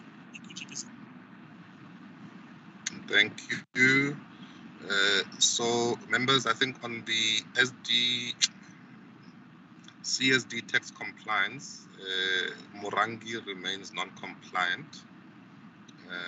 So that's one of the bidders that we must allow 7 days. Grace 4, based on the latest CSD, is compliant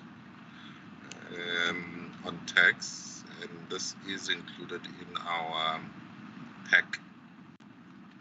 On the link, there's a folder with all the CSDs for the companies. So can we then recommend specifically with that amendment for the city to have rights when the contract ends, so that we don't struggle with opening those boxes, and that the bidder that is non-compliant be afforded a period of 7 days to address their tax matters.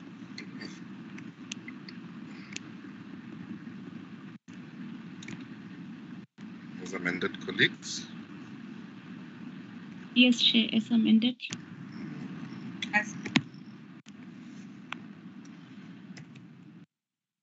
To item 9.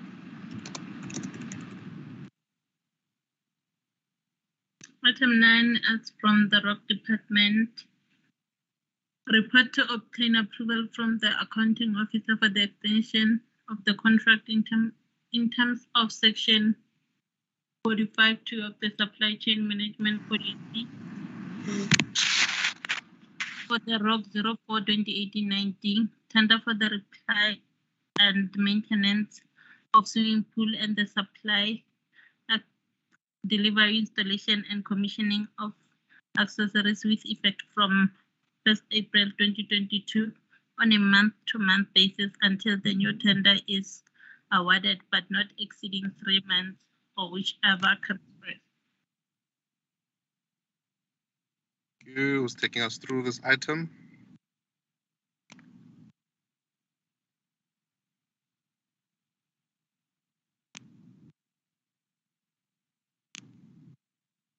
Someone from Rock.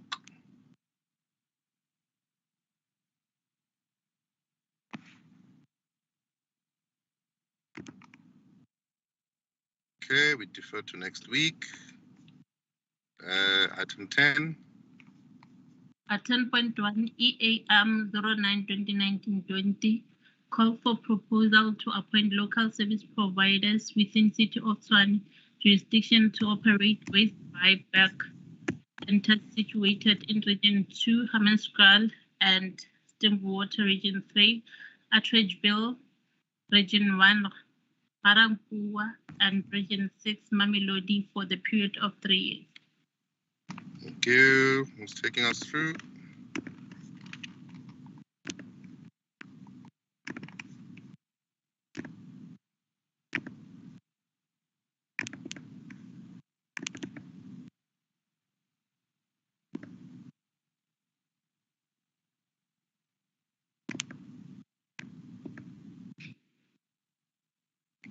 Philemon Matane.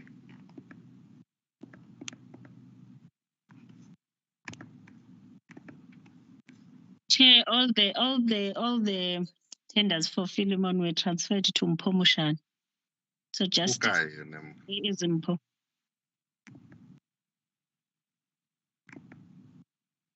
Chair, she just had an emergency and ran off earlier on. She's an emergency room.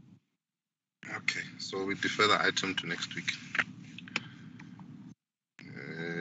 Colleagues, I'm advised that 7.3 did serve, it was resolved, so we don't need to consider it today. So you can just remove it from the agenda.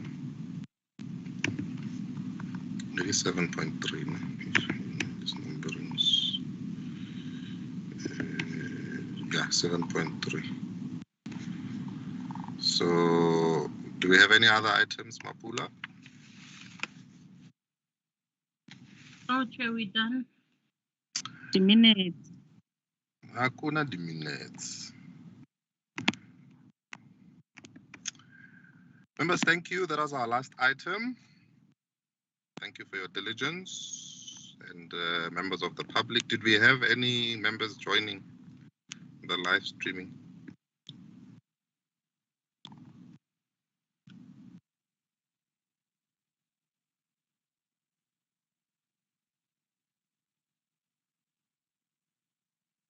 Okay, there's no one there. 29. Perfect, thank you very much.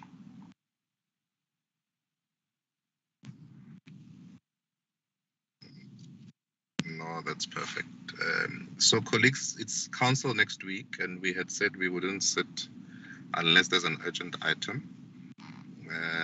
So I will advise, otherwise we will meet each other in April.